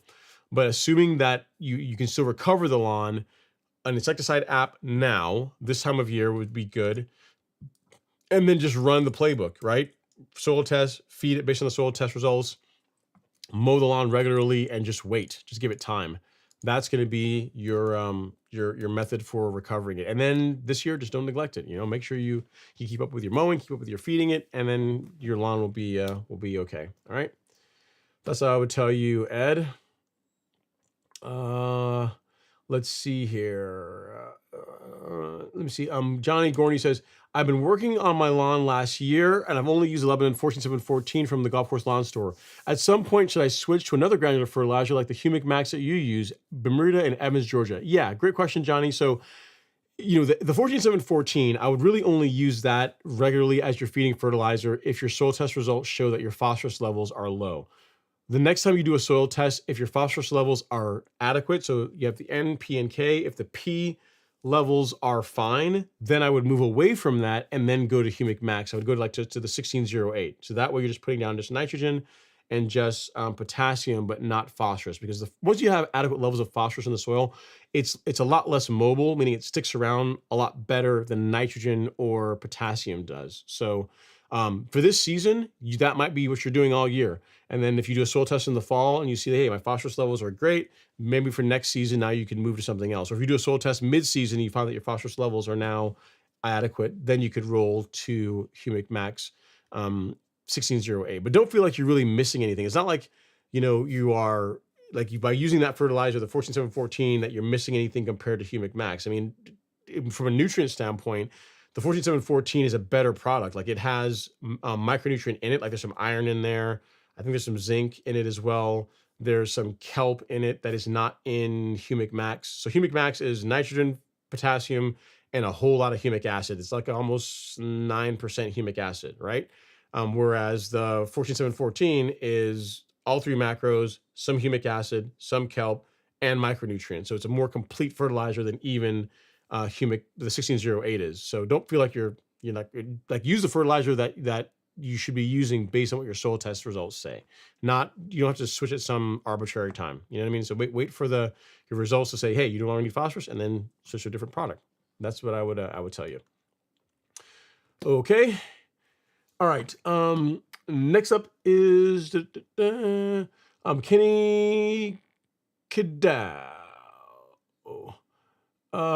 Kenny Caddow. He says, getting an irrigation system installed. Hopefully they can start on the 21st, taking a big leap forward between irrigation and the Revolution 26 this year, hoping it all pays off. Dude, it's totally going to pay off. Like, yes, real mowing is awesome, but having in-ground irrigation is such a game changer, because now you're not having to drag hoses around.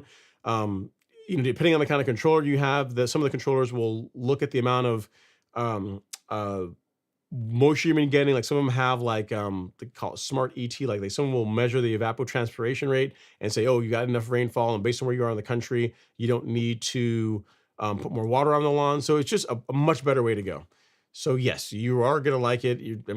I've not really run across anybody that's made the investment in irrigation. And they said after the fact, man, I really wish I hadn't done that. Like, no one has really ever, it might happen, but I've never heard that. So it's absolutely gonna pay off. All right, Jay, let's see here. Jay Riviera, it says, good evening, Ron. Not a huge math guy here, but can you help explain how you calculate the amount limit of NPK you're supposed to be putting down during the growing season? And does that number include both granular and liquid if you're applying both? Yeah, so in a nutshell, we can do some quick math here. So for the liquids, we have a chart on the back of the bottle that just tells you if you're putting out 6 ounces per thousand, you're putting out a tenth of a pound of nitrogen. If you're going, and it scales from 0.10 to 0.15, and I think all the way to as high as a quarter of an ounce per thousand, right?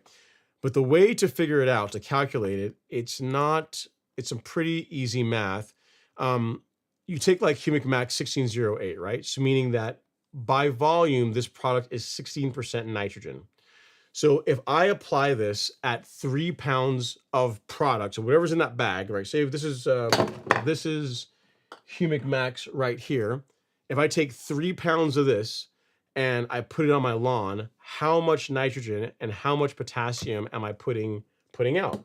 So the way to do that is you take the amount, the pounds going to the ground, so pounds going to the ground times the analysis, so times the percentage. So what it would be is, in my case, I'm doing 3 pounds per thousand. So if you took 3 and you multiplied that by 0.16, which is 16%, that comes out to 0.48, or half a pound of nitrogen. So meaning when you're putting out 3 pounds of Humic Max 1608 on your lawn, 3 pounds per thousand, over that 1,000 square feet, you're putting out approximately half a pound of nitrogen, or about a quarter of a pound of potassium. That's about what you're doing every time you do that. And when you get any other fertilizer, you can work out you can do the same thing. So if you take a fertilizer that has like a 1010 or a 20-20-20 or whatever it happens to be, the thing you do is take the amount of the product that you're applying over 1,000 square feet and multiply it by that percentage. And then that's will let you know how much